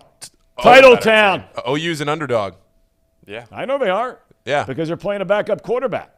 They're still going to roll. They'll put a 40-something spot on. We They're a added better this team. to our Ohio collection up here for the Bucks to get in the playoff just because Paul said that. I wasn't going to break that out until he said it. LSU, terrible game last week against Texas A&M. Georgia ranked number 1, undefeated, reigning national champ. 17.5-point favorite. I think the Dogs cover 17.5. Okay. That's not bad.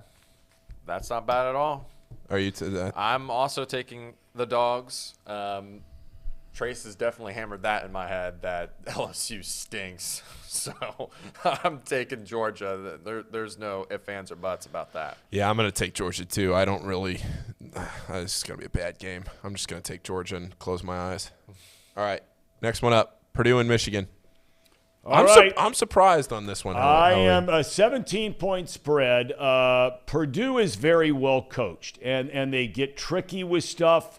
They find a way to kind of hang around. I think at the end, Michigan clearly wins the game. But I think that 17 number is a big number. I think Purdue covers this game. Okay. Yeah, and they actually have a history of Purdue. Purdue has a history of upsetting Michigan. I liked the Boilermakers all the way back since week 1. They definitely showed that they could hang with teams like Penn State. I know their record's 8-4, but I think that's a little misleading. I think they've played pretty well this season. I think they keep it close. That's why I'm taking Purdue. I think they actually cover. Michigan doesn't blow them out. Yeah, I also think the same way as you guys. I think. Day, I thought I had a chance here. No, I'm taking Purdue too, and I'm not. To be clear, I'm not taking these games just to. I have done it before where I've taken these games and I've thought, like I don't want to lose ground on a blowout spread, but I'm taking Purdue here. That was the last college game. All right, now we move on to the National Football League. See, now that kind of thing, we ought to have the singer. Bum, bum, bum, bum, dun, dun, dun, dun. You know what I mean? Oh, yeah. That's what we got to have.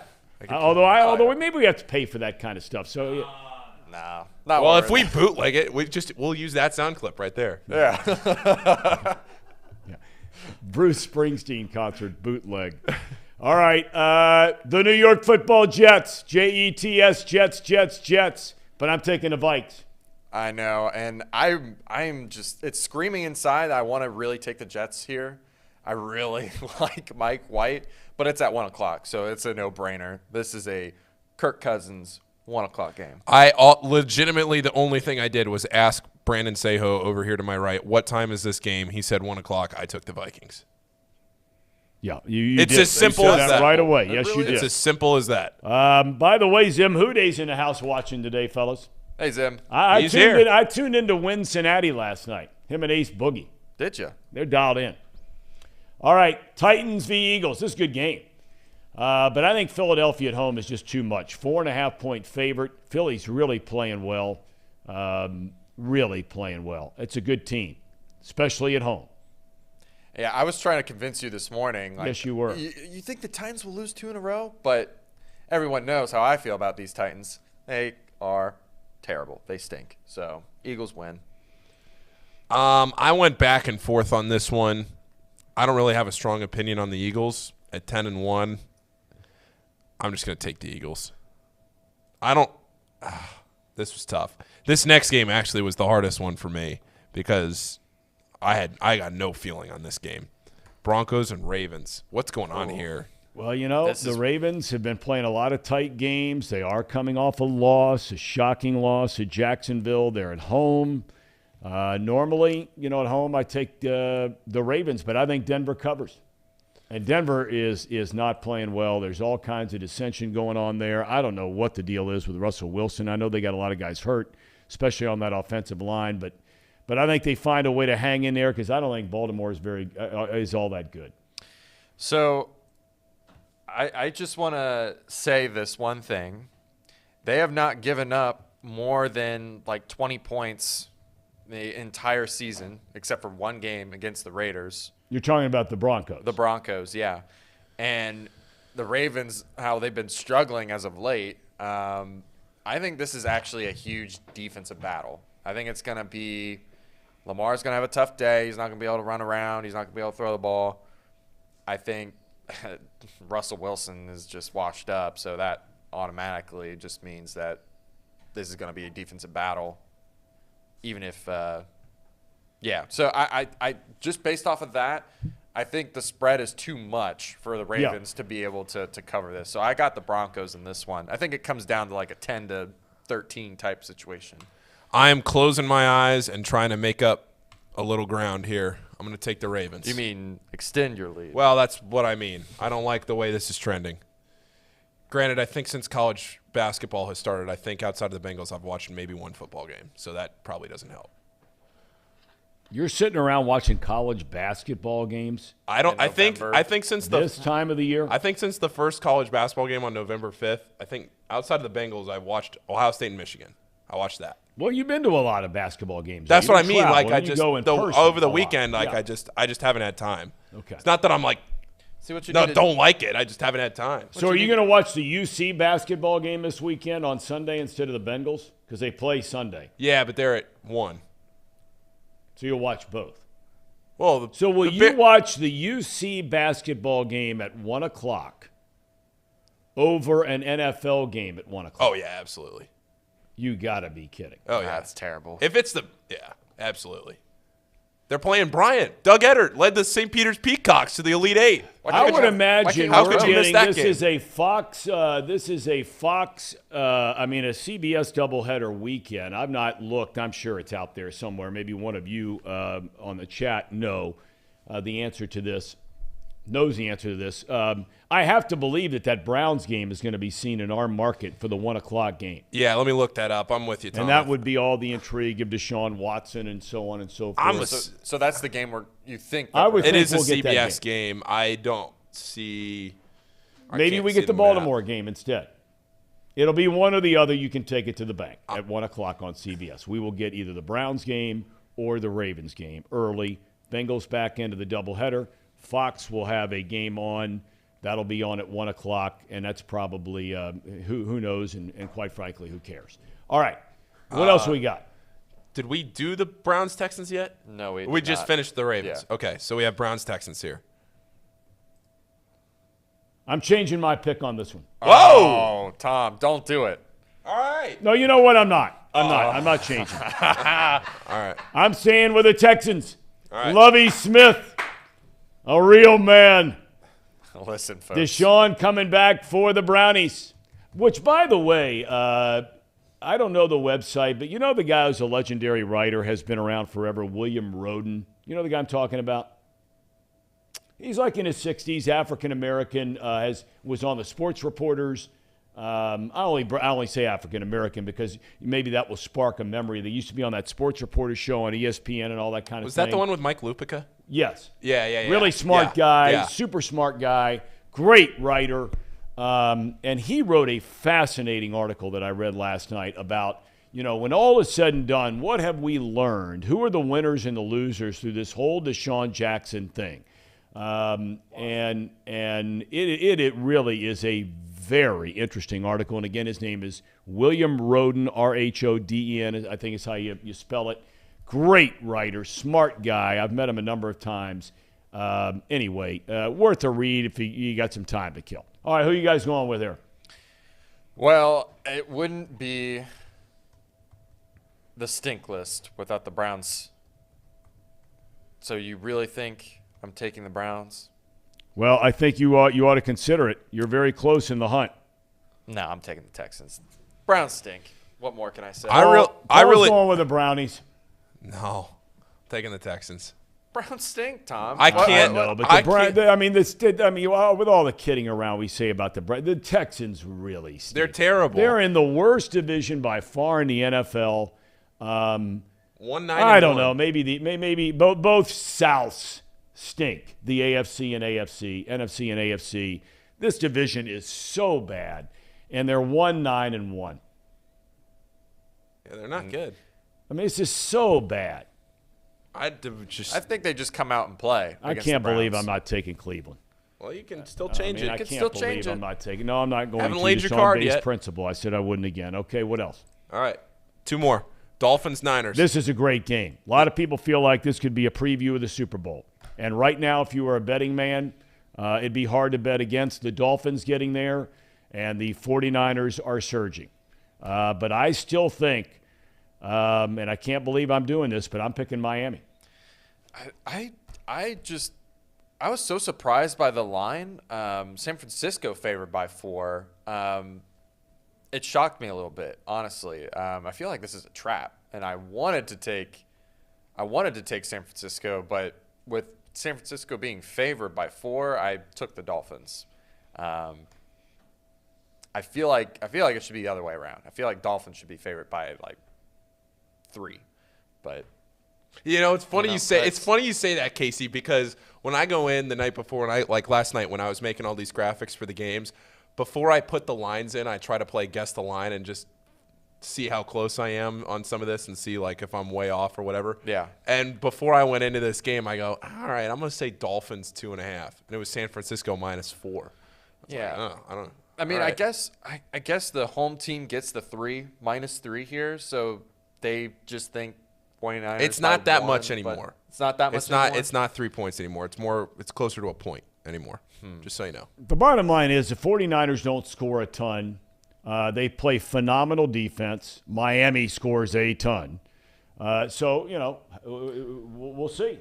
Yep. We'll see. I mean, to me, it's more about Miami's defense kind of stepping it up. After they trade for Bradley Chubb, and I know they haven't really played anyone, but they're just dominating teams. And that's a sign of at least having a competent defense. Before, I didn't feel like they had a great defensive scheme, or not scheme, but they just weren't playing well cohesively. But now it seems like with that extra pass rusher, they are now where they need to be. I don't know. I got the Dolphins in this one, however. Paul? Yeah, I'm going to go with Dolphins too. We don't need to talk Boy, more this is about not it. even any fun. We're all picking the same stuff. I know. I know.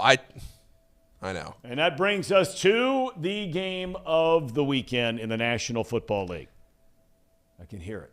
Bum, bum, bum, bum. I'm taking the Bengalis. Kansas City, a 1.5 favorite at home. I think Cincinnati wins this game. I will also take the Bengals here. I'm not as confident as I was last week, but this is pretty much a pick'em game, and I honestly feel like the Bengals will win this one. So, I'm taking the Bengals. I think they get it done at home. I've seen enough. Yeah, I trust them. I think they get it done. Okay. Especially if Jamar's back. All right, and anybody want to make a prediction? Just give me a win or a loss for the United States men's soccer team in World Cup against the Netherlands. Can you imagine, in all seriousness, can you imagine the United States losing anything to the Netherlands? Seriously. They got some pretty good tulips over there. I mean, Lose a flower growing competition. But look, they were the Group A champs. I'm sure they have an excellent team, but it just my skin crawls thinking about the United States of America losing to the Netherlands. So anything. I do have a question. Outside of a pillow fight. This is not a chance for them to draw and they move forward, right? You can't. So, okay. They could technically draw and advance on penalty kicks. So to win the match, the USA is plus 330. But because the United States is such a good defensive team, just to advance, they're plus 170. So the match does not it doesn't include the PKs, is what you're saying. Yeah. So They This is a win or lose game to advance because we're now in the Sweet. We would be right in a Sweet 16, right? Yes, but like let's say it's scoreless, it's 0-0, and they go to penalty kicks. Yeah. Technically, it counts as a tie, and then they advance on penalty. All right, kicks. but you're winning. I'm talking about if anybody's betting on the game. Oh, I don't care. I'm just asking you, win or lose. I'll say they get through. I think they're a good enough defensive team, and that maybe they squeak one by Netherlands. I think that this is a game that plays into the United States' favor. Taylor Twellman was talking about that the other night on ESPN after the game against Iran. I think that this is a game where the United States kind of sits back a little bit and maybe gets a counter and kind of sneak one by. Casey, win or lose? I will never ever bet against the States. Yeah. So they're going to win this one. I agree. They're going to win. Cool. They're going to win. All right. I can't wait till tonight, though. I got to tell you. I mean, I'm going to be, after I check out a little high school basketball in person tonight, I am going to be locked and loaded for that SC Utah game. Yeah, that's going to be fun. Me too. I have a basketball game at 7, and after that I'll be watching. What's the basketball game you're covering? Xavier Women's. Calling that game. Are they any good?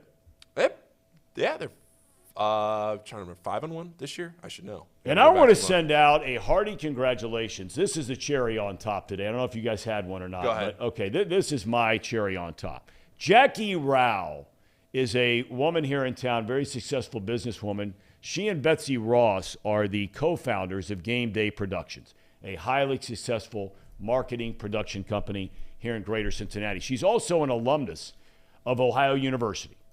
Yesterday, it was announced that Jackie Rao donated $2 million to Ohio University Women's Athletics. $2 million. The largest grant they have ever been given by one person to women's sports at Ohio University. She was a great basketball player growing up in Toledo, went on to play at Ohio University. Very successful businesswoman and professional in our community. And so Jackie Rao, from all of us as alumni of Ohio University, we say thank you. And that is our cherry on top, presented by United Dairy Farmers. Thank you. How about that, Trace Fowler? Box lunch. Where are the box lunches? I'm not in charge of getting the box lunch, so. Well, you're the boss. That was somebody else's job. What the hell's Brandon doing over there?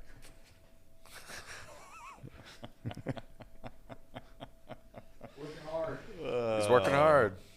Hardly working. Oh, no. Oh, no. Now you got him going, Tom. See what you did? He handed the ball to me, said make a shot. What happened? You cashed it.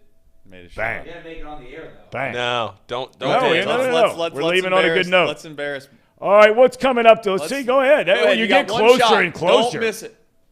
Oh, my That God. wasn't even Talk close. about Brick City. The easiest One bet in the shot. world is That Brandon was a say, brick. oh, minus Yeah, a one billion shot. That was to a miss brick. these shots. One chance. Just one more. That was a brick. It wasn't even close. I'm wondering if he's going to catch iron.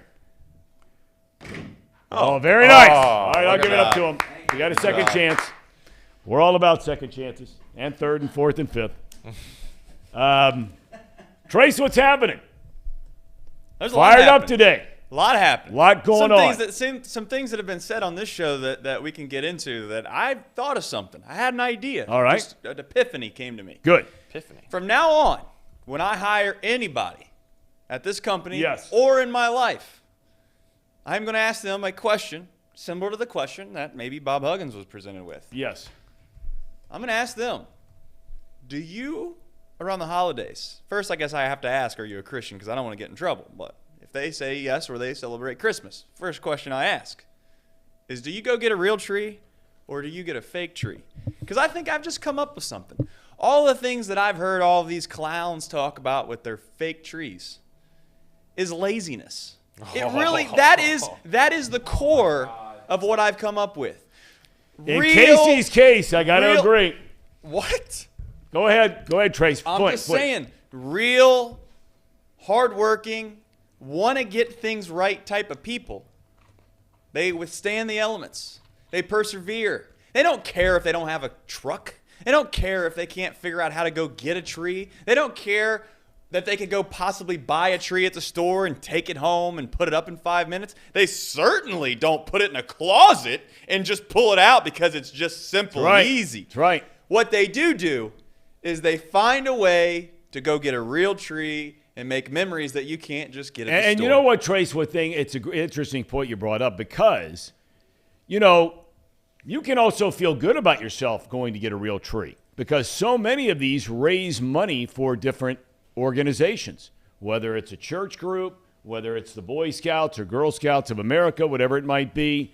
That's where we're going to go get our tree at a place where it is. The money goes to the Boy Scouts. I was not a Boy Scout, wasn't allowed in the Boy Scouts. But, you know, you can feel good about yourself once you do it. And I see people in the chat. Two things. Let's just get these out of the way right now. Two excuses, as I like to call them. Excuses. You get a tree every year. You get a real tree. Real tree. Your whole life you've done it. Not my whole life. Thank you. Not my whole life. Well, I can't make decisions for myself when I'm 5. That's not the case. But when I got to be an adult, I make my own decisions, and I get a real tree. And here's the thing about it. There's 2 excuses that I've heard. One is it costs too much. It does cost a lot of money. I understand that. Let's start there. I do understand that. I would tend to agree with that. And if you're in a position that you can't afford a real tree, if you don't have $150 worth of discrepancy or discretionary, sorry about that, discretionary income, then okay, that's an excuse.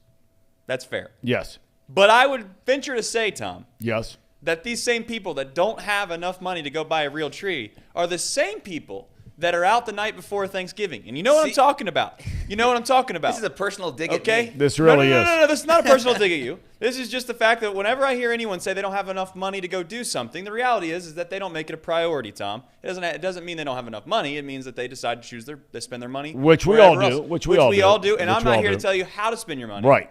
But I'll judge you based off what you're spending your money on.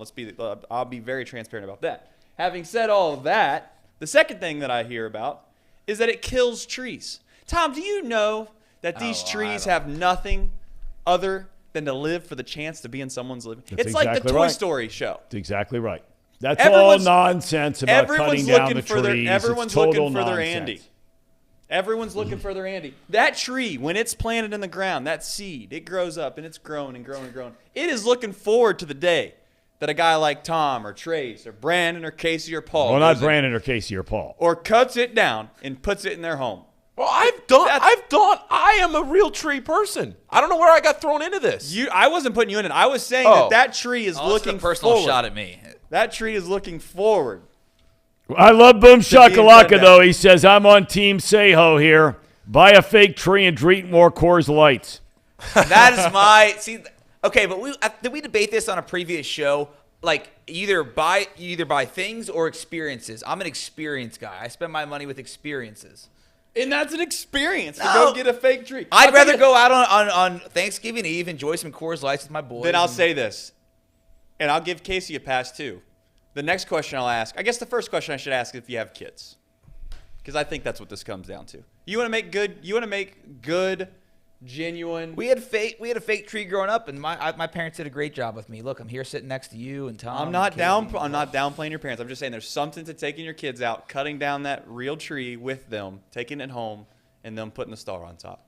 Just telling you. You don't have to believe me. You can buy your fake trees, but it's like I'll say another thing that I've noticed as I've gotten older, maybe wiser, who knows, is that yes, I have 2 boys, but I'm not, I guess I'll admit it on this show. There's something different about a girl. And if you don't have a girl and you're not a girl dad, you'll never know. No doubt about it. So for you, I understand.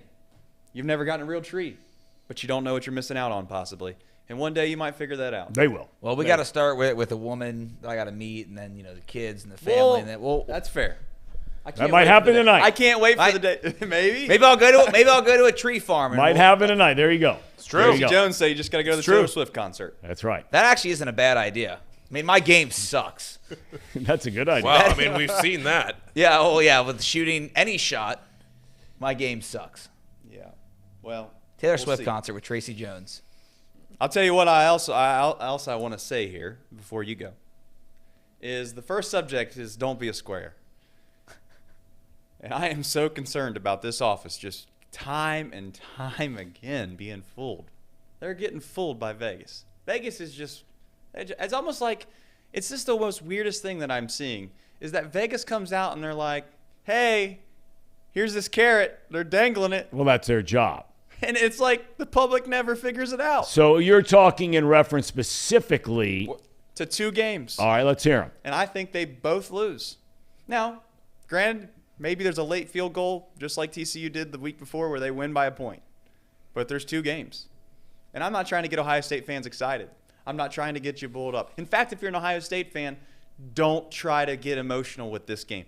Just say, you know what? It is what it is. If we get another chance, great. But if USC somehow goes out and they win this game, don't make it hurt, is what I'm trying to get at. But there's a great chance that Utah wins this game. And not only do they win this game, they win it handily. And I'll also say this. I know that you guys probably didn't do your research with that TCU-Kansas State game, but do you know what happened? I do know what happened. I Do watched the game. you know what happened? Yes. Okay, and most people don't know this. They just look at the box score and they think really quickly, 38-28. 38-28, TCU wins by 10. Well, I just so you know, do you know where I'm going with this? I know you do. You know where I'm going with this? Well, I know that the score is very misleading. I don't remember exactly the events that took place, but I even said on They air were that down I to wanted their to third-string quarterback. I wanted it to was take Kansas State, 28 to 10, guys. Yes. It was Yeah. 28 to 10. Kansas State was taking them to the woodshed, and their quarterback gets hurt. And give TCU credit, like I have all year. They came back and they won the game. But I'm going to tell you something right now. If you're betting on USC and or TCU, let it be known you are a square. You might win, but over the course of time, Vegas does not lose these bets. TCU is going to hammer this team tomorrow night. And I hate to hear that. 'Cause Tomorrow when we come back afternoon. in here on Monday, you're going to be happy as a lark because USC lost, but you're going to be wrong about TCU. Well, hopefully that means TCU still gets in. I think TCU should get in, right? We're not going to do this whole thing again. How does TCU not get in, Tom? USA veteran, as a closing note, and we always salute him for his service to our country. He said, I had a real tree before, no more. Yes, I miss out on the tree needles, up my fingernails and sap. Needles hidden in my carpet for months. That's why he's gone to a fake tree. We still salute you. We may disagree with you, USA veteran, but we salute you. Boys, we're going to find out who the real leaders of men are this weekend. We absolutely are. I think we should get a real tree for this office. You know what? We're going to do that. I will find a small one, and I'll bring it in. We got to find some lights. It's going to be We'll put it in Charlie that back Brown corner tree. down over there. Yeah, by a the little Reds Charlie flag. Brown tree. It's fine. Charlie It's no Brown big tree. deal. It doesn't have to be some monster tree, although we got room over there and over here. Tom, I just want you to know those are all your hangers if you want them. Well, I'll go throw them all the way. I don't know how I have so many. I wear about the same tired 7 or 8 things every week. Just want to make sure your wardrobe's I used not to put those dwindling. dress shirts on every day for 30 years. Well, what's more important, the dress shirts or the Bobcats? No, there's no question. All right, boys. Here we go. Big weekend. Huge weekend. Bobcats, Buckeyes sneak in. Bengalis, Team USA. Big. Leaders of men. And here's one right here of our shop at Chatterbox Sports. Leader of men, Trace Fowler. You know who I'm concerned about? Not just Tom, but I'm also concerned about Mr. Cunningham. We'll jump straight to that topic right now because I have some real concern going on down there at University of Cincinnati.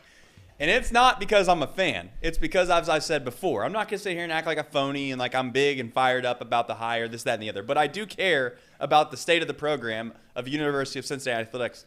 The basketball program and the football program, if they're doing well, Chatterbox Sports is going to do well. For that, I hope they do well. That being said, I was handed today a list of the names that we're going after at the University of Cincinnati football program.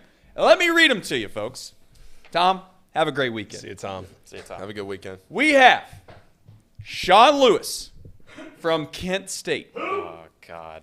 Keep it going, Tom. Alex, don't even know how to say his last name, Golish, with that fraud offense down there at Tennessee. He's the offensive coordinator. Ready? Here's a couple guys that you have heard. Kerry Combs. Can't talk bad about Kerry, but it is what it is. Internal hire. Gino Gaduli. No offense to Gino. Great quarterback. He's been the offensive coordinator for 1 year at Cincinnati. Was the quarterback coach 2 years ago. Jim Leonard, who I do like. We'll talk about him in a second. Jason Candle from Toledo. And then basically, listen, you might as well do this. It's Alex Golish, a couple internal hires, Jim Leonard, and the entire MAC head coaches. Except for the best one. Except for the best one. Exactly. So, what are we doing? In fact, I would say this. If you're University of Cincinnati football fan or basketball fan or a fan of John Cunningham, I would be mightily concerned for this reason. If you're going to not go out and hire a Deion Sanders, you know what Deion Sanders and or a guy like Brian Hartline would do for John Cunningham? It would buy him forgiveness. It would buy him time. You are not going to get forgiveness. You are not going to be given time if you go out and hire somebody that's not a splash hire. Now, those things can work out. I'm going to get it. Oh, Trace, what about the fact when they hired Brian Kelly? He came from a MAC school. What about the time when they hired Luke Fickell? He wasn't a big name when he came in. Sure, those things can work out. I'm not suggesting they can't. But what it does do is it tightens the screws down. You know when the GPS tells you to go a certain way when you're on a family road trip? And you decide to tell your wife, or perhaps you decide to tell the car that you're full of that you know a better way? If you go that other way, folks, and there's some hiccup on the road or there's something that happens, you are not given any forgiveness for the decision you made.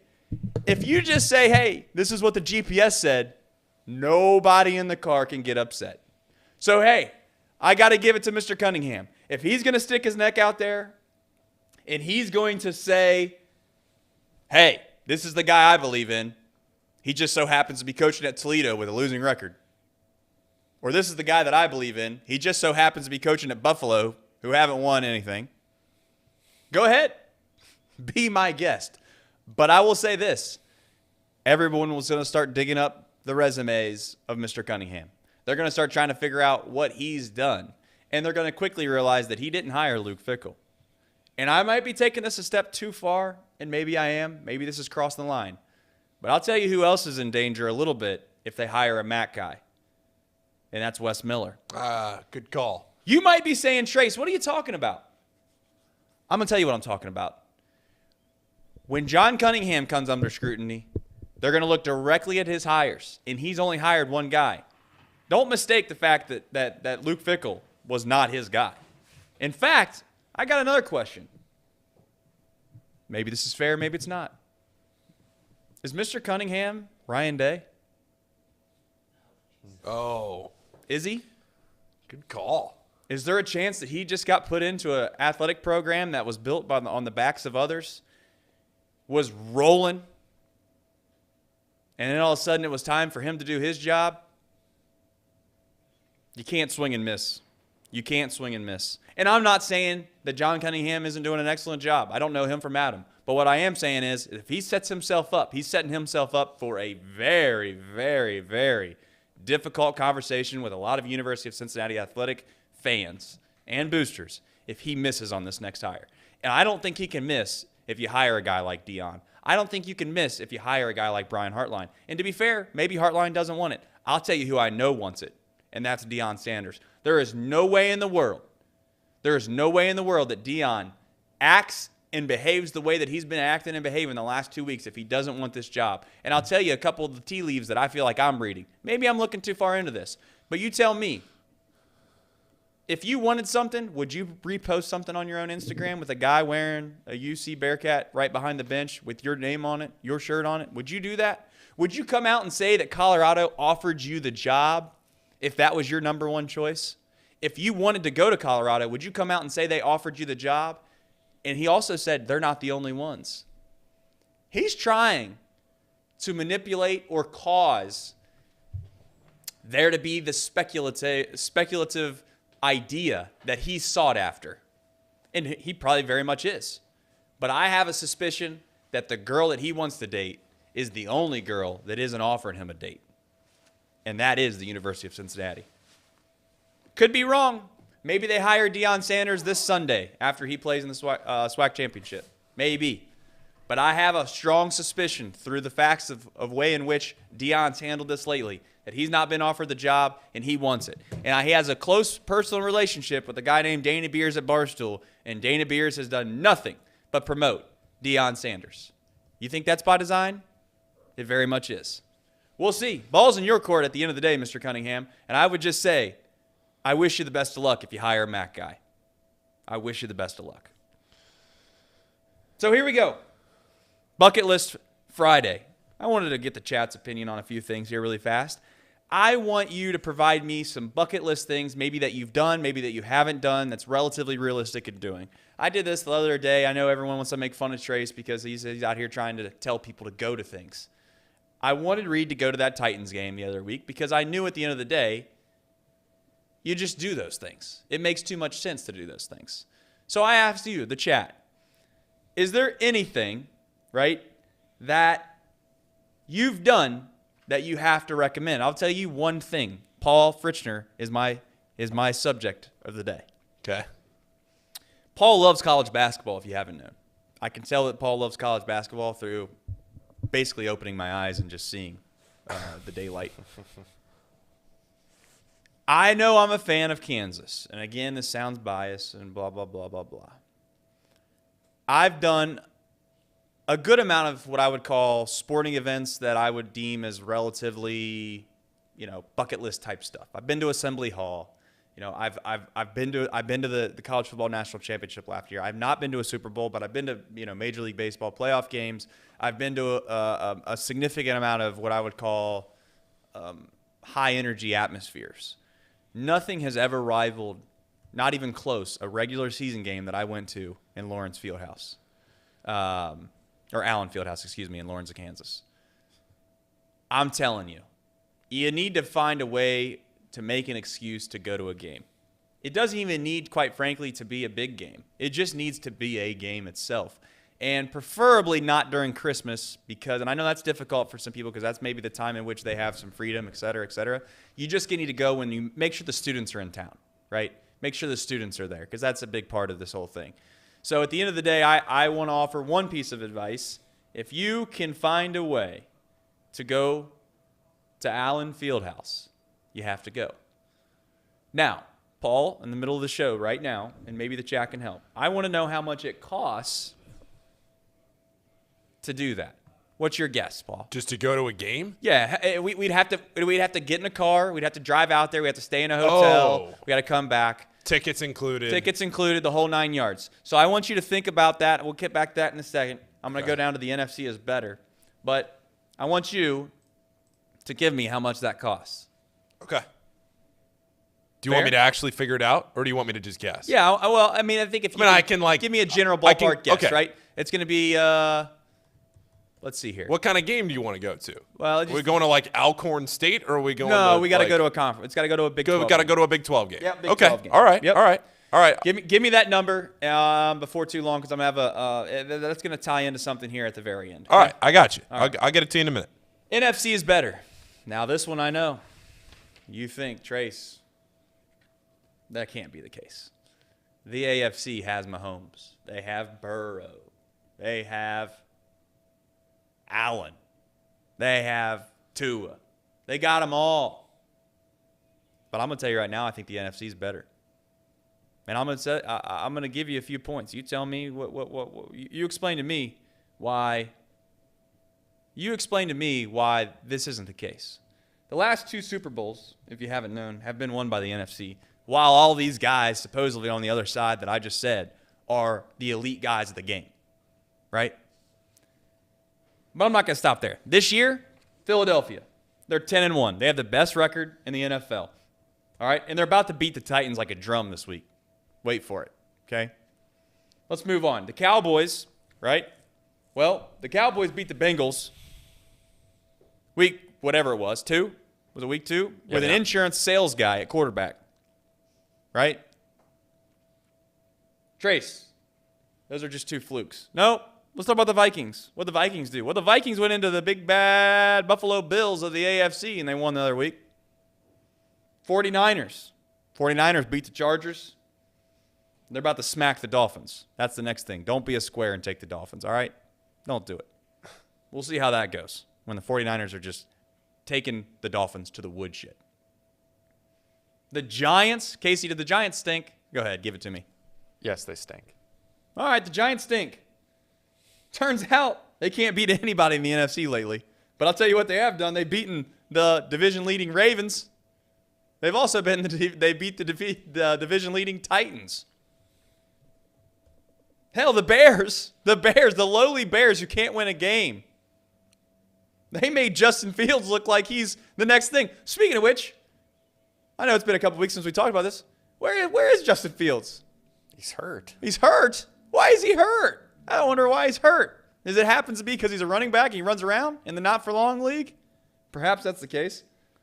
But the Bears beat the Patriots. Now, they didn't just beat them. They took them to the woodshed. So before we let the national media do what the national media does, and they try to perceive or put out a perception that the AFC is this dominating league and the NFC is what it is and there are not that many good teams in it, blah, blah, blah, blah, blah.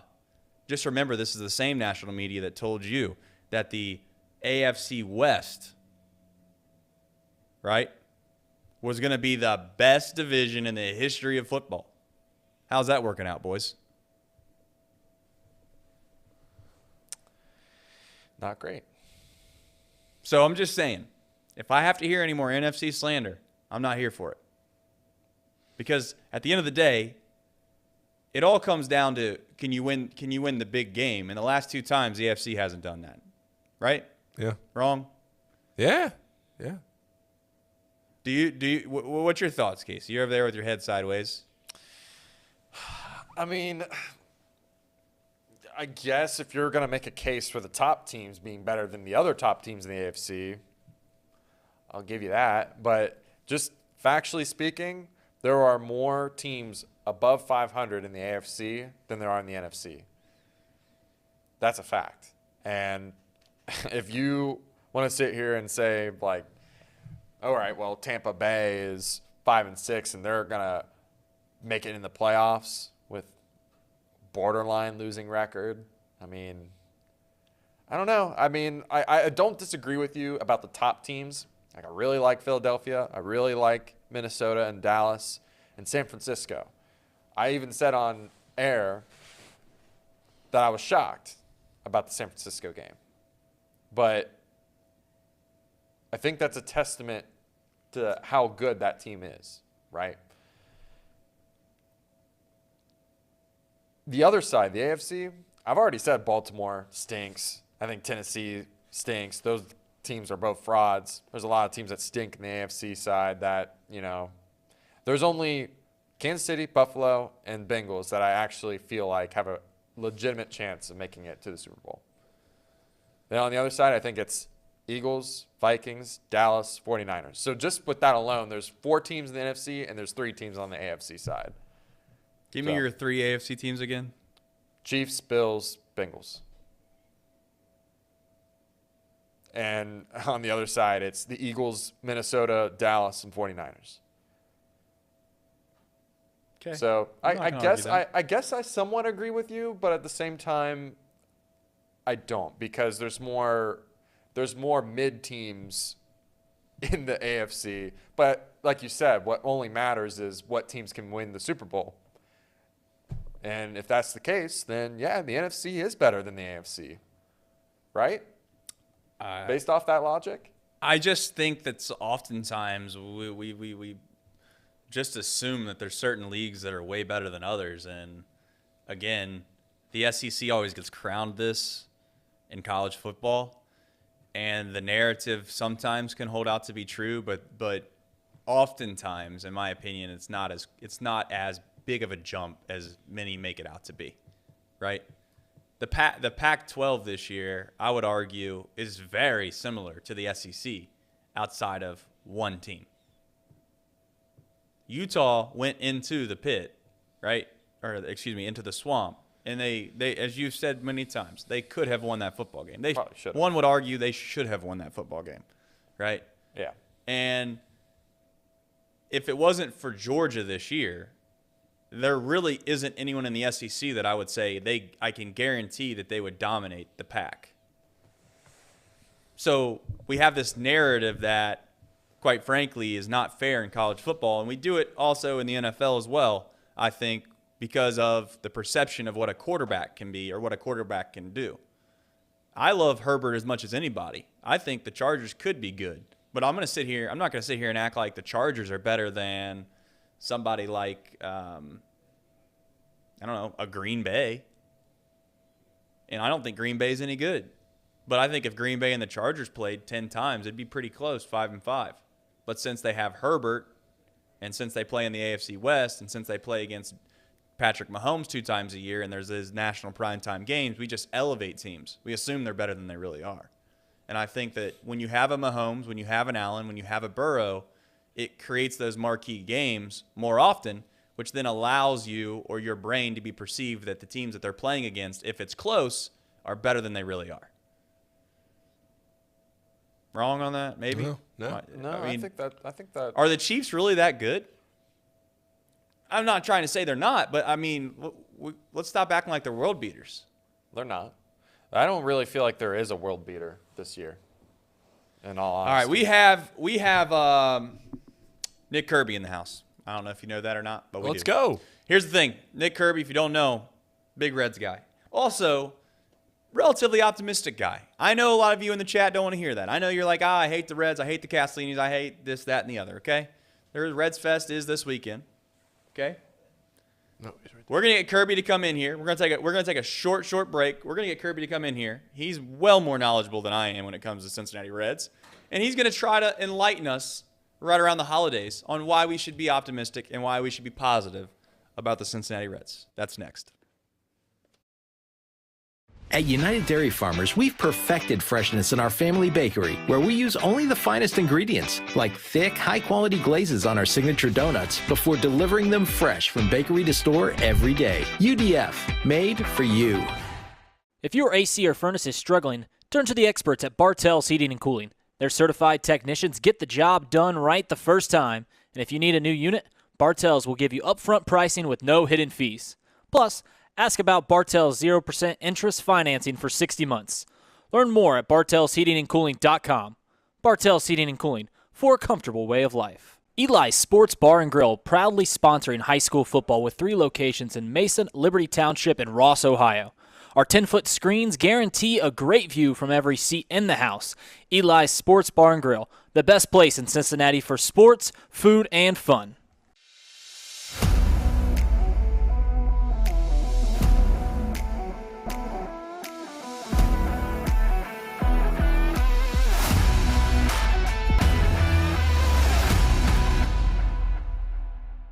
Where can you turn when you're in pain? Turn where more high school, college, and pro athletes turn. Where your neighbors and weekend warriors turn. Turn to Beacon Orthopedics and Sports Medicine and get superior care on your schedule. That's the Beacon difference. Check out our fresh arrivals at Jake Sweeney Used Cars. Over 250 used vehicles weekly. All makes, all models. From economy to luxury, Jake Sweeney, the original used car superstore.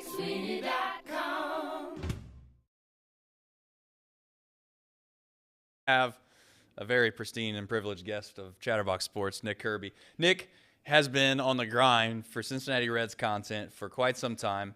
For those that think perhaps that obviously you're too optimistic than you are sometimes, what would you say about that? Explain to the folks how long you've been following the team, et cetera, et cetera. All right, so thanks for having me. Awesome studio. Appreciate you guys. I've been covering the Reds since, I guess, 2013, writing for Red Leg Nation. Started a podcast with a couple of my friends last year. So I've been following the team for a long time. I've been a fan, just as long as everyone else and through the ups and downs. I think right now, I think the Reds have such a strong farm system. I think it's probably the strongest it's been since maybe like 2008, 2009, which preceded obviously the only really great Reds run in my lifetime of 2010 to 2012. So that in itself really, I think, lends me to be a lot more positive. I get the frustrations. I've watched it. I've felt it too. But I think what they're doing right now gives the Reds the best chance of not only being good for 1 or 2 years, but really sustaining some success like teams like Cleveland and Tampa Bay that have done it with a much smaller payroll than Cincinnati.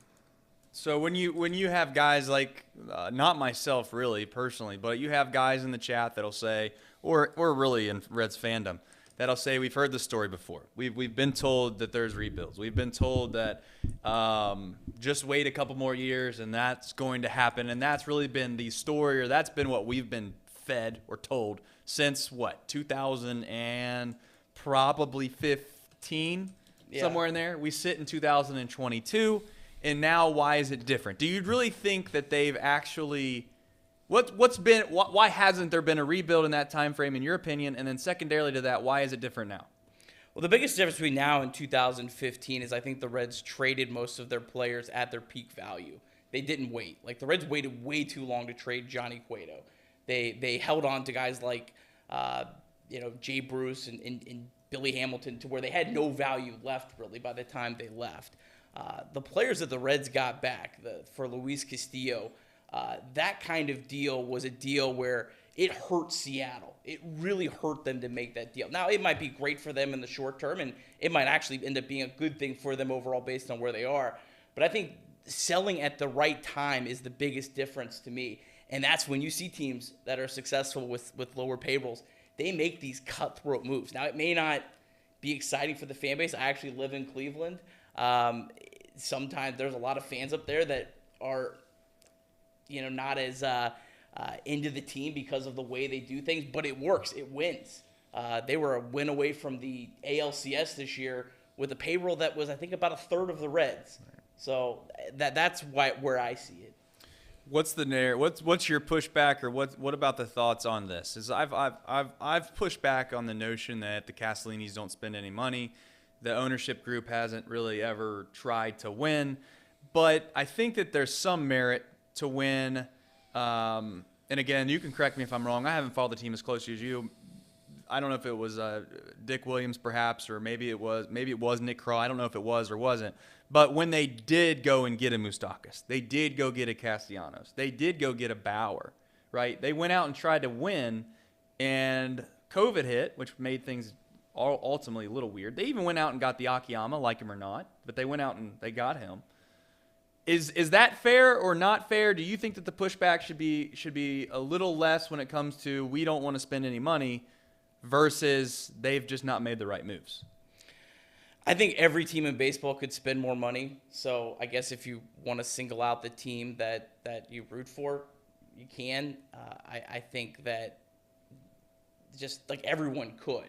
So I don't think spending is the problem. I think the issue has been not making the right moves, holding on to players too long. I always get myself caught in 2020 because it's so what if. If that team wins the World Series, we're not sitting here complaining about it, right? I mean, and that team legitimately, I think, had a chance to win the World Series if you have a full season with that starting rotation that they had. I don't know. I feel like the Mike Moustakas signing right now, it feels like that was very we're rushing to be competitive and not being patient enough like we should. I think it's a good learning experience. I also don't necessarily feel like it's fair for me to go back and criticize them because I wasn't criticizing them when they signed Mike Moustakas. So that's not fair of me to do. But I think in the future, the Reds should be very, very careful about what players they are extending into their mid to late 30s. So you're not stuck with another Mike Moustakas because, quite frankly, now Joey Votto's a whole different subject, and he's already earned every penny of his contract. But the Reds have almost $50 million in Moustakas and Votto in 2023, and just think of how much more they could do with that money. So I think that there's a lot of a learning experience with this with the Reds, where they've got to be very, very careful about who they give the money out to. And I think that it seems like the way that they're looking at building the team follows more of that Tampa-Cleveland model. But the Reds have a little bit more money to spend. So if they do it right, it's a big if, I think they could do it better.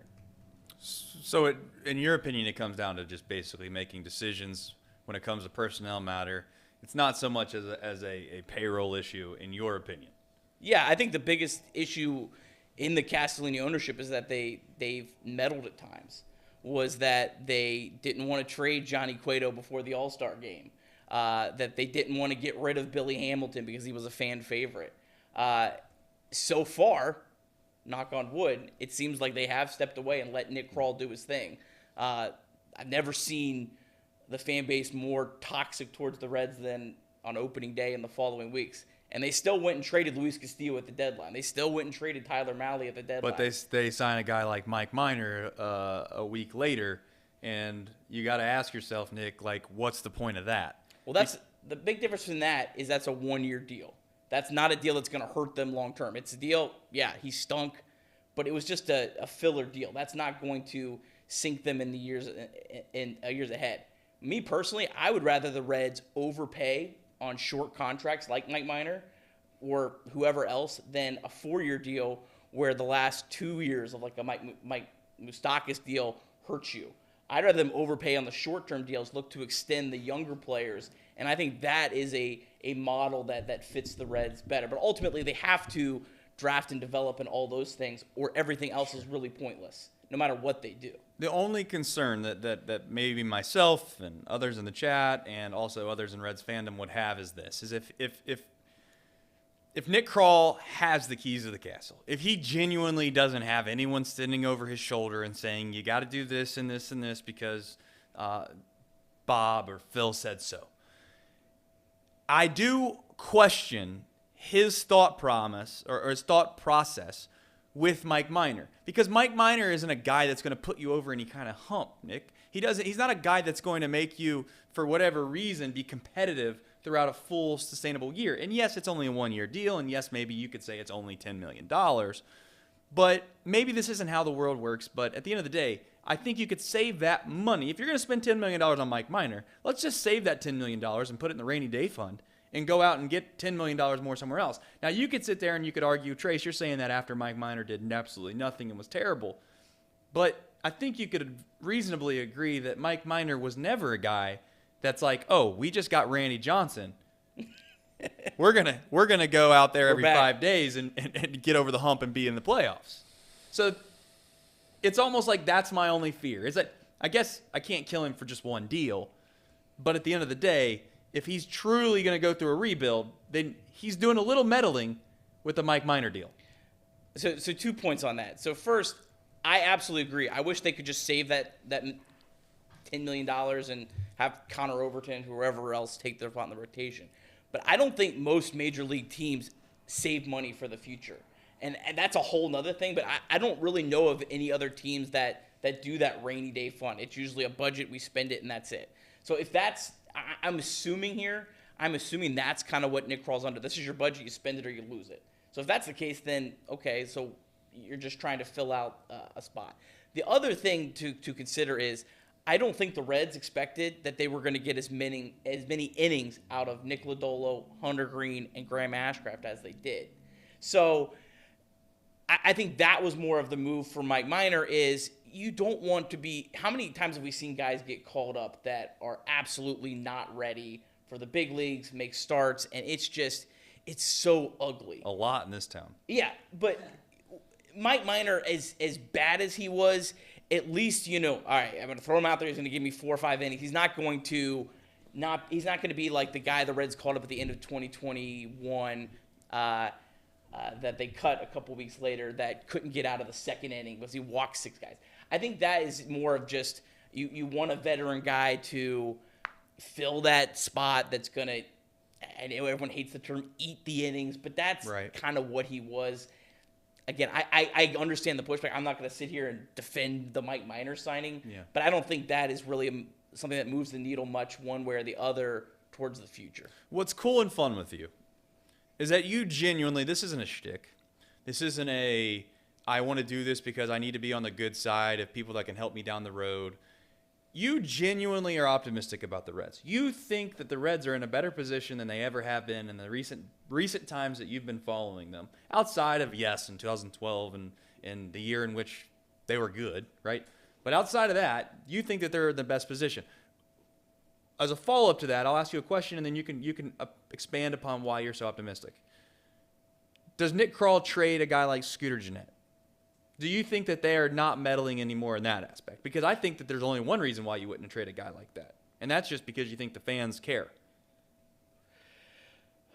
That's a tough one.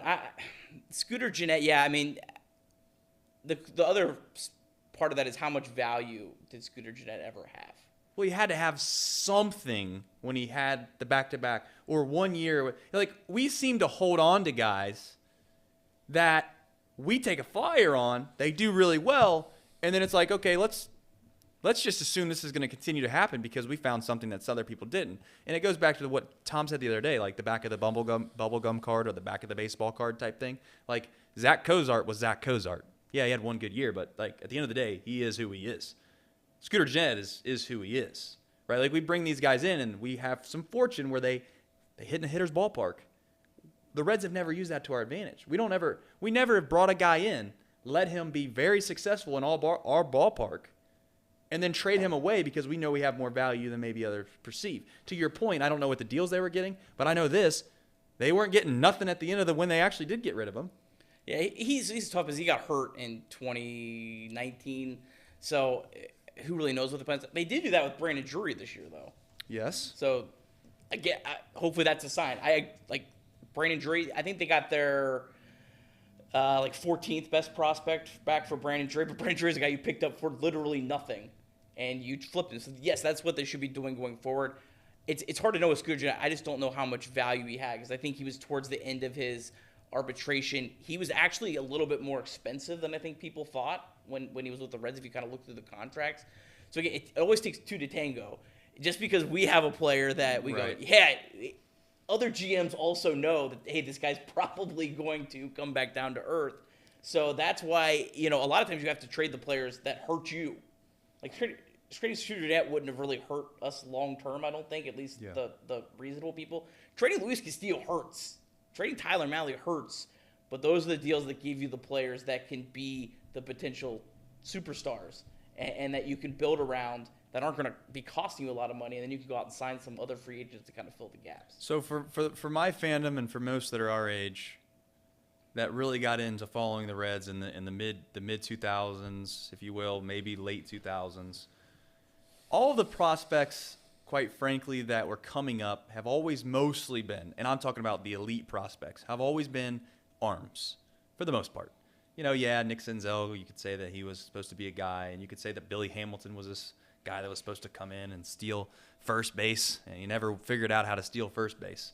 But we actually, I feel like maybe at this point, and you correct me if I'm wrong, this is more of a question than a hot conversation, is like Elly De La Cruz, the Mortel guy, or Morte. How do you say his kid? Marte. The Marte that came over in the deal that you're talking about. You keep referencing how it hurt to get rid of Luis Castillo. Are we in a better position to finally see some real position players that, quite frankly, are everyday players that could be stars in this league? Or do you feel like we're still in this flux of we don't know what we're going to get, and maybe it'll work, maybe it won't? It might be like a Nick Senzel deal where Elly De La Cruz comes up and he's just not that guy. I think it's going to be maybe it'll work, maybe it won't. But the good thing is the Reds have like 6 of those guys right now. You could add in Matt McClain. You could add in Edwin Arroyo as well. Prospects aren't always going to pan out. That's why you need to stockpile them, which is what the Reds have been doing the last, I think, year plus. So Matt McClain's out of UCLA, I believe, was a first-round pick. Yeah. There's another guy I really like that's farther down is Christian Encarnacion Strand. Had about the same offensive numbers at Double-A as Elly De La Cruz, but he's more of a first base DH type, which is why he doesn't get as much publicity in the rankings. But that guy can hit. So the Reds, I think, have like 6 of those guys. If 3 of those pan out, well, all of a sudden you have a pretty decent lineup of young players, and then you can fill around, and then you still have Tyler Stevenson, Jonathan India. Jonathan India, guy I think should be moved off of second base sooner rather than later, but that's a whole different. Where's he going to go? Left field or DH or first base, anywhere but second base. He's been just as bad as it gets. And I'm a positive guy. If I say he's as bad as it gets at second base, he's as bad as it gets.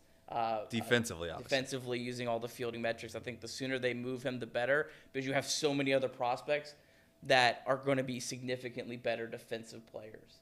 And I think it's better to move him now than to have a situation where you're moving him for a prospect later. Everyone in the chat and everyone in Reds fandom obviously wants to know the 100% answer to this, and we're never going to know it. When's the year? What? All of these are stockpiled. Yes, I hear you, Nick. It's great. We got 6 guys that could possibly play shortstop. We got 7 guys that could be our second baseman. We got, we do have Hunter Green. We have DeLadola. We've seen those guys, and they have produced, right? But it's never a guarantee. You're an arm injury away from somebody always being, and I don't think you could think that way or feel that way or live in that environment of, something's always going to go wrong. But if push came to shove, the Reds win more than 90 games in this year. What year is that? 90, I mean, I'd probably say like 2025. I mean, I would say that playoffs. Playoffs, I think, are there's a realistic chance that the Reds can make the playoffs in 2024. So we're one probably. How bad is it going to be this next year? It's so hard to give you an answer. Is there any hope? I could see the Reds winning 60 games. I could see the Reds winning 80 games. What's a great year? What's a great year would be getting close to 500, which gets you not that far away from the playoffs with as many teams that get in as now. There's so many unknowns because at some point I think next year you're going to see Elly De La Cruz, Matt McLain, Christian Encarnacion Strand, Brandon Williamson, several others. How are they going to do right off the bat? Is Elly De La Cruz going to take off like Fernando Tatis? Right. I have no idea. I mean, he certainly looks like it. Yeah, but you don't know till you get there. So there's so much up in the air. And then again in 2024, Reds are going to have a lot of money off the books. Literally over half their payroll is going to be off the books. They're going to have so much money to spend. So hopefully, the best case scenario for the Reds in 2023 is that they know exactly what they need in 2024. So the worst case scenario is you get to the end of the year and you're like, well, maybe that guy fills that spot. Maybe you want okay, De La Cruz, your shortstop.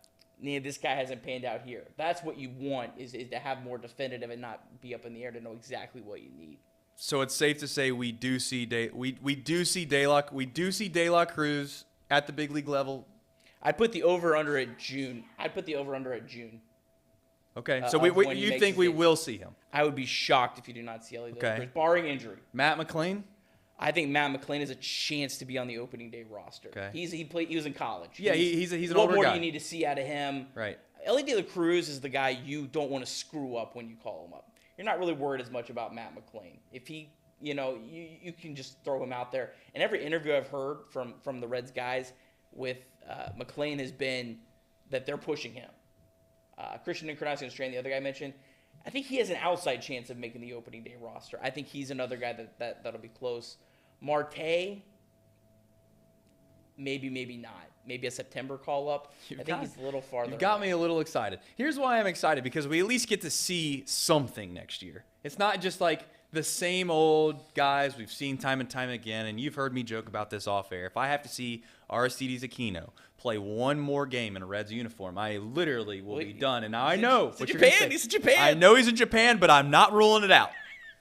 I'm not ruling it out. I'm just not. One injury to Jake Fraley, and there's a chance they call that guy. He gets back on a boat, and that dude is here for opening day playing right field for the Reds because he hit 19 home runs in the first month he came up, and he throws guys out from the warning track. Outside of that, I don't know what the guy's worth. Not worth a damn thing. And finally, we figured that out, and he's in Japan, but I'm not too sure about that. It's like always. I'm always looking. He's like the boogeyman. I'm always looking over my shoulder, looking out for Aquino. No disrespect to Aquino. Hope he has a happy holiday.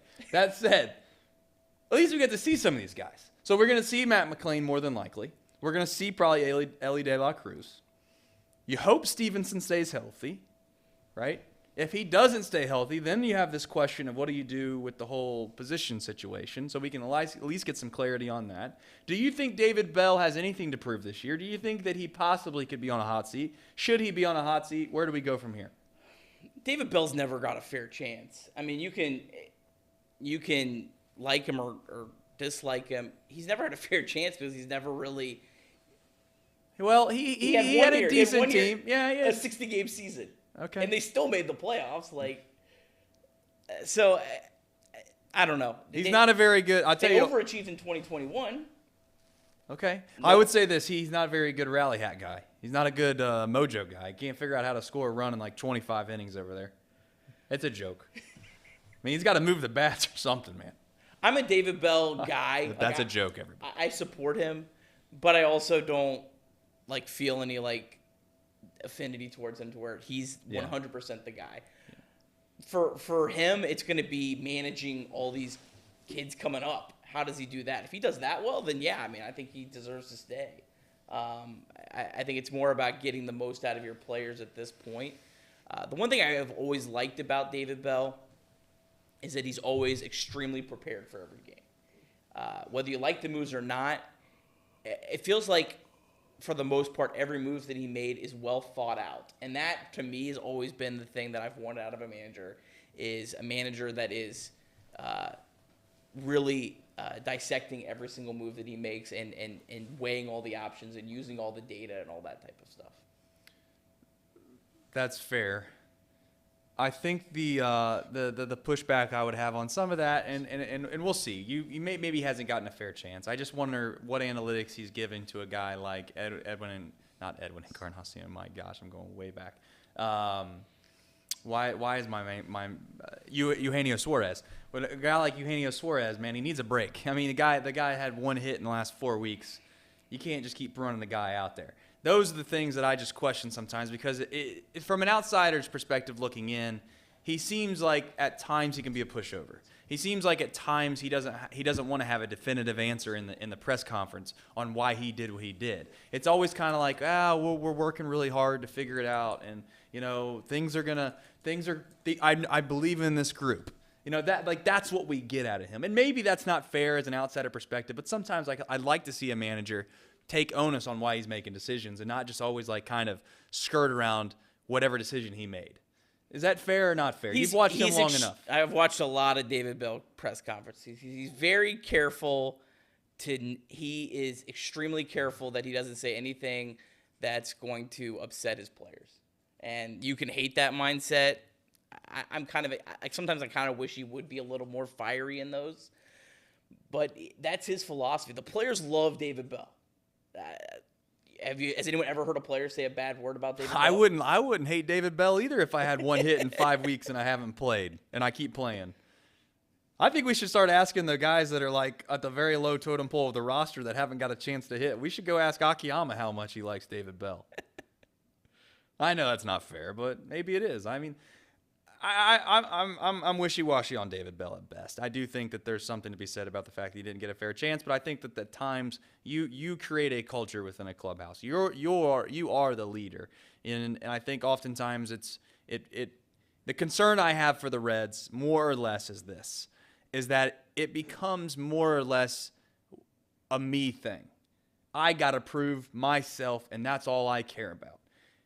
Tommy Pham says it openly and publicly, and there's nothing that's even said about it. No one even cares that Tommy Pham, just standing out there with the press, says, I don't give a rat about this season. This is about me proving myself and how I can present myself later in the year to be a trade piece, right? Or be a guy. That is a ridiculous statement to make, and then still go out and play every day. Now, maybe it's not fair to have to say, you know what, Tommy, you're going to sit for the next 2 weeks because that's not how this is going to go. But I'd like to think that that's what it could possibly be. And I think David Bell just is like, he didn't mean a whole lot by that. It's not a big deal. Does David Bell actually get a say if Tommy Pham plays or not? That's the next problem then. Who does? Who's at the end of the day the real manager? I think a lot more of these moves are made at the front office level than we think. I think David Bell has some flexibility. I don't think it's, Dave, here's your game plan, David. He has a sheet and he just goes down. Okay, next move. Right. I don't think it's that intense, but I do think that most of that comes from the front office. But you pay a guy $7 million. He is a trade piece. You do have to play him. We have a chat question. The question is and I want to hear your opinion on this before I give mine. Why do the Reds bring in so many shortstops and try to convert them into other positions? One would argue it hasn't worked. I mean, I think if you play shortstop, you can play anywhere else. The problem that the Reds have had is they've had too many guys that have to play first base or left field. The Reds have been a terrible defensive team since 2019. I think was the last team that was pretty good with Jose Iglesias. and some of the other guys around that. I think A.U. Suarez was still a pretty good defensive player at third base then. Yep. But the rest have been at the absolute bottom of baseball and defense. And who's the gold standard in the NL Central? The St. Louis Cardinals. Every year they're right at the top. So I think bringing in so many shortstops is going to help the Reds significantly at least improve that, because you have a shortstop playing shortstop, third base, second base, center field maybe. You're going to have a lot of good defensive players. And I think that was what cost the Reds in 2021 more than anything else, was their defense. And they were a couple games away from the playoffs, but they were like 28th in any of the defensive metrics you look at. One would argue their bullpen didn't help. No? I mean, yeah, their bullpen was pretty bad. Yeah, and that's my point. Like, let's go in the rainy day fund right there, Nick, and pull out that $10 million and go and spend it. Now, they did go get it. They got, I think it was Sessa at the time, right? Yeah, they were pretty decent in the second half. They did a decent job of getting some guys that, like, were actually pretty good for the money that they got, or the value they got in return on the trade. But the problem is it's like MLB is in a situation where, like, the Reds are in a situation where if you can make the playoffs, I'm not saying you sell the farm to try to get in the playoffs, but we have to realize that there's a very, very, very small likelihood that we're going to enter the playoffs as the 1 seed or as one of the top seeds in the playoffs. But I don't think we should really worry about that as much as, like, let's just get in the playoffs and have a chance to win, because it's been proven time and time and time again. If you get into the Major League Baseball playoffs, it's not a complete crapshoot, but let the Dodgers prove exactly what the MLB playoffs can be. You can be by and far the best team in the National League and then go lose a 3-game series. The Reds won 97 games in 2012 and lost a 5-game series. I mean, we don't have to talk about that. But you know, like, but yeah. the problem is absolutely 100%. It's not that the Reds haven't won a World Series since 1990. It's that they've only been to the postseason, 5 times since 1990? Yeah. That's the problem. Right. Boom Shakalaka says, how long does Stevenson catch? I don't know how long we keep talking this. You guys want to talk Reds? We're going to have Nick on more, I guess. You guys like the Reds talk. We've talked about this offline. I think we have differing opinions on this. We won't get into this too heavily right now. I'm of the mindset that I think Stevenson is a generational type of hitter. I think that he could hit in the major league level for the next 15 years at a high level. I think that he could be very similar to maybe not Joey Votto-esque, because I am very high on Joey, but I do think that he could be plus on OPS for the next 10 years when it comes to, you know, being in an everyday lineup. Having said that, I know where your opinion is, and I'm going to let you share it. I think he should move, because it's proven to me that he can't withstand a full season. And I don't want to lose this guy because he's, you know, Devin Mesoraco is, I think that's a slight on Stevenson of saying it. But if you get hurt all the time, you never know when you come back if you're still the same player. Like, we don't know. We can say what we want. We don't know if Stevenson is going to be the same guy he was before he got hurt the last time. And at some point, every time he gets hurt, that answer might be different. And I'd rather just eliminate that. And maybe when you go to first base, or maybe if you're a DH, it's not 100%. It doesn't mean like you can't get hurt. Joey Votto's been hurt before. He plays first base. But you certainly eliminate some risk. So that's my opinion. Nick has a different one, which is good. Your opinion is what? I think Tyler Stevenson is an elite hitting catcher and about an average hitting first baseman. I don't think he has enough power to warrant moving him off of catcher and risking that incredible upside you have. Tyler Stevenson could be the best hitting catcher or the top 3 hitting catchers in baseball. First baseman hit a lot better than league average. It's the easiest position to play defensively. So if you go look at the free agent contracts of players who've signed at first base, you look at their numbers, you look at Tyler Stevenson's numbers. Well, the guy's only making $5 million to play first base, and his offensive numbers actually are pretty close to Tyler Stevenson. I think that's a good risk. It's a risk. I think it's a good risk for the Reds to try to keep his catcher, and I also think it's gonna tick off Tyler Stevenson if you move him from catcher. If you've heard some of the interviews he's done this weekend, he wants to be a catcher. The guy caught 300 and something games, I think, in the minor leagues as a catcher. Moving him now is going to really tick off your best offensive player, I think. Well, he's been the best offensive player, yes. You're going to take him off. You're going to cost him a lot of money in arbitration and free agent contracts if he's not a catcher, so he's not going to like that. I think you need to ride it out at least one more year. And again, this is assuming that the doctors are saying he's clear to catch. It's not going to hurt him long term. if they're saying that it's in a really bad interest for his health and his well-being, then absolutely you need to move him. I'm on the assumption, because everything I've heard is that that's not the case. If that's the case, it's a totally different conversation. You make a strong argument. You make a very good argument, only from the standpoint. If you want to have Tyler Stevenson here long term, more than likely he's got to like it here. He's not going to sign a free agent contract, or he's not going to sign a contract extension if he doesn't want to be here, especially if he doesn't want to play first base. So if that's the sentiments, and you know better than most, if not all, you think Tyler Stevenson wants to catch, he's made it known that he wants to catch, and if he does want to catch, then I'm not going to be the guy that tells him he can't catch. I will say this. If something else happens, then there needs to be a conversation with Tyler, and maybe at some point you realize, yeah, maybe mom and dad were right type thing. Now, I'm not trying to compare the two, but Tyler Stevenson at least gets the benefit of the doubt currently to let him try again if he wants to. I am very concerned for him, though. I'm more concerned not because of his health, which is probably what I should be more concerned about. I'm more concerned about that I like him that much as a hitter. I don't want to lose him. Like, I watch him hit, and it's immediately, this guy's a professional hitter. It's not even just that his stats are his stats. When you watch the games, and this is the stuff where I'm not saying you need to be a huge baseball guy maybe to see it, but I like to think that I am. He just grinds out at bats. He reminds me of a Scott Rowland type of player where it's not an easy out. You know, you're not going to see him go up there, flail at the first pitch, and it's just a pop out, and that's the end of the at-bat. He's done it time and time again, and in fact, every time he's been in clutch situations, has runners in scoring positions with the game on the line. I don't know if the stats will back me up or not, and maybe this is just my perception and my feelings. He has done an unbelievable job of coming through in the clutch when it matters the most. And you don't find that every day. So I just hate to lose that for some idiot to run through him and bust his head up again at home plate. Yeah, no, the moment he stepped on the field in 2020 and he got a few at-bats at the end of that year, you could just tell there was something different about him as a hitter.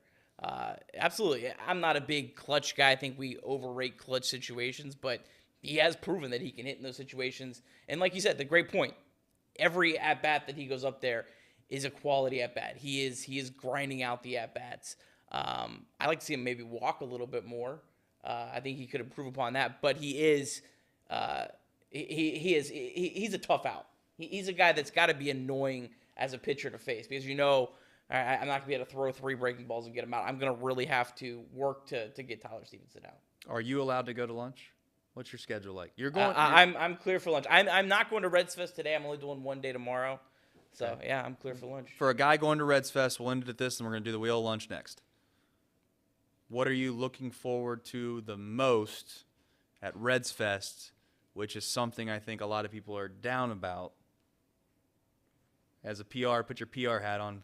Not to speak for the Reds, but why go down there? I mean, I drove like 5 hours to come down. Well, you're a different kind of guy, Nick. First of all, you got to realize. Like me watching Cincinnati and Bryant instead of the NFL. Let's be honest. Nick is incredibly dedicated to this franchise. He has been on the beat, or whatever you want to call it, on the grind, watching the moves they've made when they've been absolutely horrific, terrible. So if nothing else, outside of my fandom, I hope one day you get to live in the glory of the work that you've put into this. I think that's going to happen. But I'll also say, you're optimistic and a positive guy. Why are you going down to Reds Fest? Well, I'm taking my kids. I want my kids to get a picture with Ellie De La Cruz. That's my entire goal while I'm down there. Okay. Because that could age very, very well and be a cool moment for them. So that to me is kind of like, I think, the most exciting thing I'm looking forward to. I've heard there's some I'm excited to get to be there, and I'm excited to get to meet a lot of people. Twitter can be a dumpster fire, but I've met so many of like my best friends, like guys like Paul, through Twitter. And so you don't want to hang out with Paul. This is Nick and I have known each other for years, and this is the first time we've ever met in person. Really? Yeah. He's been at Xavier games. We've just never crossed paths. We've talked. We've texted for years. We've tweeted for years. I've never met him in person until right now. So I'm excited to get to see a lot of people. Yeah. We've Twitter Spaces. Yeah. Twitter Spaces for years. Everything. I've never met him in person until right now. Dude, this is like Match.com at I know. Chatterbox Sports. I know. So yeah, I'm excited to get to see a lot of people that I haven't got to meet in person that I've kind of just become friends with about just other people who follow the Reds as silly as I do. So I'm excited about that, and excited, for my kids to get to experience some of that, and yeah. Maybe I go down there, take my kids down there. It is fun. I used to love Reds Fest. I'm a Reds homer through and through. If the truth is that it's Georgia football and the Reds, and it's just right there. The hard part is that when somebody breaks your heart all the time, and you keep taking this girl to the dance, and at the end of the dance, every single time they leave you for somebody else, it's hard to keep picking that girl up and taking her to the dance. And but I'm a sucker. I'm like the guy that just keeps on coming back, and I'll pick her up again, and we'll watch Matt McClain and Ellie De La Cruz and maybe the 75-win Reds next year, maybe 80. I know I keep doing this. Wheel of Lunch is 100% after this question. The Reds over and under is this, and I take the over 100%. If I see the Reds over under at this number, I guarantee you, well, guarantee is a strong word. I feel really good about the Reds winning more than that number. That number is what? They went 62 last year. I'm gonna say if there's a 6 in the first digit, take the over. Okay. If there's a 6. So you're saying 69, 100% take the owner. Yeah. Okay, cool. Yeah. Heard it here from Nick first. All right, Nick, we got something special today. We got a wheel. We usually do the wheel lunch. I know that are we you've not seen getting this a raise? from time to time. Are we not getting a raise? Yes, we are. I'm glad you brought that up. All right. Okay. And just so we're on the same page, because I'm assuming I know where you're going with this, this is not a shtick.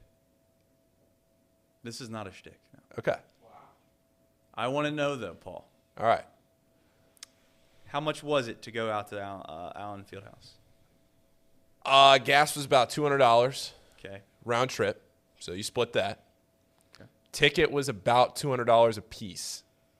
Maybe $150, depending on the game. I did Oklahoma. It's about $150 to sit up in the top. Okay. If you wanted a better game, maybe it was closer to $200. Call it $160. Okay. So you're looking at a hotel then, maybe. How many people work at Chatterbox? 1, 2, 3, 7, 4, 5, 6, 7. Dixon, 7. Okay, 7. That's how many hotels? How many hotel rooms is that? 2, 4, 6. Me and Casey are bunking. 3. That's 3. That's 3. 4. Four comfortable hotel rooms. 4. All right. So it's 4 rooms. Yeah. Okay. You got to do this math live on air. I'm doing it. I need it fast too. Okay. Yeah. So call it hotel rooms average 2 nights of a hotel room is $180 because it'll be cheaper to do a hotel room going out. That's got to be yeah. Say it's come on. Say you spend $400. Let's see. Okay. So you need 4 hotel rooms. So $1,600. $1,600 on hotel rooms. I'm shocked. Like I said, 7 rooms. I can't do that. $1,600 on hotel rooms. Okay. You're looking at about a little less than $2,500. $2,500 Yeah. divided by how many people do we have? 7. Okay. Wow, so we're getting a raise and paid our way to go. What's that number? $357. Okay, here we go. Ready? All right. So we got let's comfortably say 400. Let's comfortably say 400 because got to eat somewhere in there. I need to know by lunch. Okay. If you're opting into this deal or if you're opting out. Okay. Because there's a chance to lose theoretically your own money. Okay. Not really, but Okay. $350, is that the number? We'll call 400. Call 400. $400. This is going to get expensive. This might put us under, Chat. We're going to go to Indiana. Somebody's got to go to Indiana. Casey's going to be there tonight. Okay. Might have to go to the bank and give Casey the money to do this. Uh-oh. What was the number again? $400. $400. So if you're willing to put up $300, I'm going to give you $100 off. If you're willing to put up $300, We're going to bet $300. Okay, you ready for it? All right. On LSU. Nope. No, I know where this is going. I'm trying. I have to Are hit you this. are you doing TCU or are you doing USC? Yeah. Who's USC playing again? Utah. We're going to do $300 on Utah. Money line? Money line. Because I'm going to put this together right now. All right. So $300 on Utah. Well, $300 on Utah. yeah. This is going to be a parlay. Oh, he's doing a parlay. Okay. I mean, I'm assuming.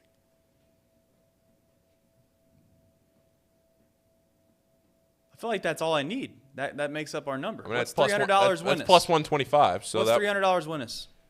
$375. Yeah, that's all. That's it. $300 money line bet on Utah tonight against USC. Correct. If that happens, listen.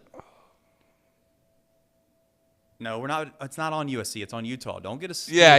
Don't get us Utah. confused. You're right. Paul. No, you're right. Against USC. If Utah hits, listen. If Utah hits, those winnings. Are you hearing me? I'm hearing. Those winnings pay for our trip. If it doesn't hit and we lose $300, I will take you all on that trip.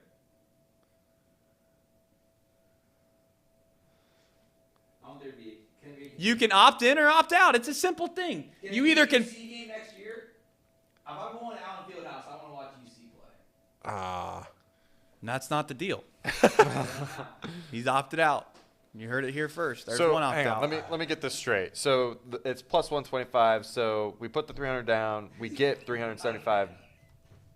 Does Dixon's asking if it includes food and beer? Wait, if it includes Coors Light, I might be back. No, you guys have got to buy your own food, man. I ain't paying for the. So we would get $675.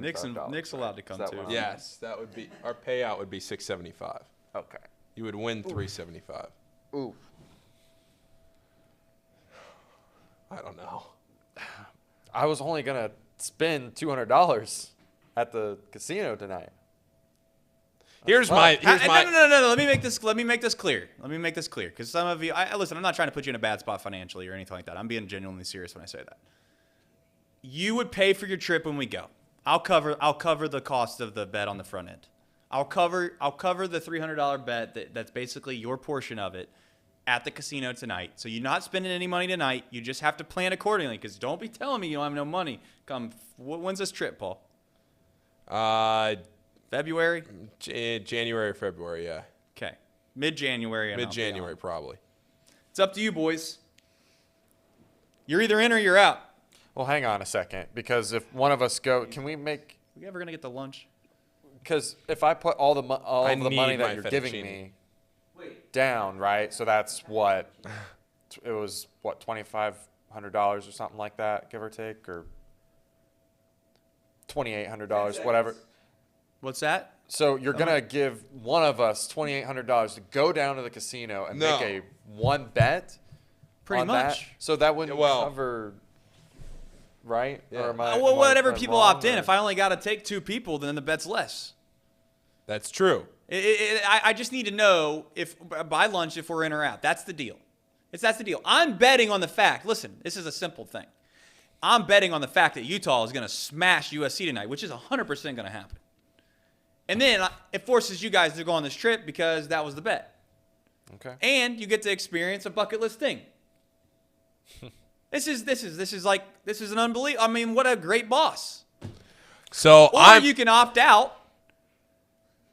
So and be like Seho and be sitting here while his whole entire company's out in Lawrence, Kansas, is having a hell of a time, which is fine too. But to Seho's point, and I understand, don't want to do it. Maybe he wants to wait for UC. Maybe he doesn't want to spend $300 to go to Lawrence. Okay, so to be perfectly honest, I just did the math because I was about to opt in. I can't do it. I don't have a single Saturday free till April. So I can't. I would love to because I was just about to opt in, and I'm not just saying that. But I can't. I can't do it. I don't have a single. I can't go to a game. The only Saturday I have. Sick days? The only Saturday I have free. He's got soccer. Well, no, I got the 2 Saturdays I have free. I have a women's game, and then Can't call it remotely? The one Saturday I have all the way off is Kansas is out of town. They're at Oklahoma. Now, if you want to go to Norman, No, we're not doing we that. ain't doing that. If it's not a Saturday, I just pulled up Kansas' schedule. I can't get there this year. I can't get to Norman this year. they don't have any big Mondays. Oh, Big Monday? Good question. They have – oh, shit. Well, I'm not allowed to cuss. Trying to limit that. They Kid show. you know – I got you. Here's I can tell that the wheels are turning a little too much for you not to have a good answer. Here's one, but this would raise the cost. Big Monday? Yeah. Texas. February 6th. Well, we'd have to buy it now. Well, we'll have plenty of money when USC gets their tails smacked tonight. Listen, it's a simple thing. If you're in or you're out, we'll call it that. Someone in the chat. Poor Nick. Nick's gonna get offered this opportunity too. He's had to sit through this pain. Okay, put the wheel of lunch up there. The chat gets it. I'll tell you what, chat. Here's the deal. Do me a favor right now. I'm not even joking when I say this. We're not gonna go through all 11 rounds. No. We might. We might. Depends on when no lunch. Chat, or you see the wheel of lunch. You got like probably 2 minutes to figure this out, chat. You put in there if you're willing to lose, and it's not even losing. You're willing to spend 300 and we'll call it. It's going to be more than that. We're going to call it 450 at this point because the Texas game's a whole new deal. That's like that might be for the Big 12 championship. $450 of your own money to go on this trip. Tickets to that are only $70. Okay, well, when is it? When's the date? It's a Monday, February 6th. Okay, that's it. That's the one we're doing. That would have to be it. Okay, that's the one we're doing. February 6th. You're in or you're out. I better see in or not, nothing. If you're out, don't even worry about putting it in the chat. Oh, all right, we're going to Genus. There it is. Sick. Okay, we won. All right. Nick, you get to go to Gina's, which is it's a good spot. Let's give the chat I'm not giving much longer because every one that pops in is another chance for me to lose money. Man, chat is dead too.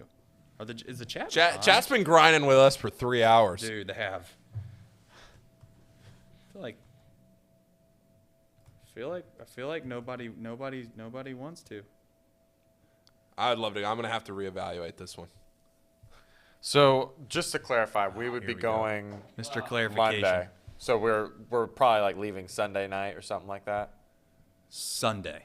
Yeah, we're not leaving Sunday night. I'm not driving through the night. Isn't that Super Bowl? Oh wait, yeah, that is. Well then, no, that's the bye week. No, that's the bye week. That's the bye week. Yeah. So that's the Pro Bowl or whatever it is. That's a perfect time. Yeah. What about I the got shows? people. All right, Jordan. Jordan said he'd do it. Checking my son's hockey schedule. I love it.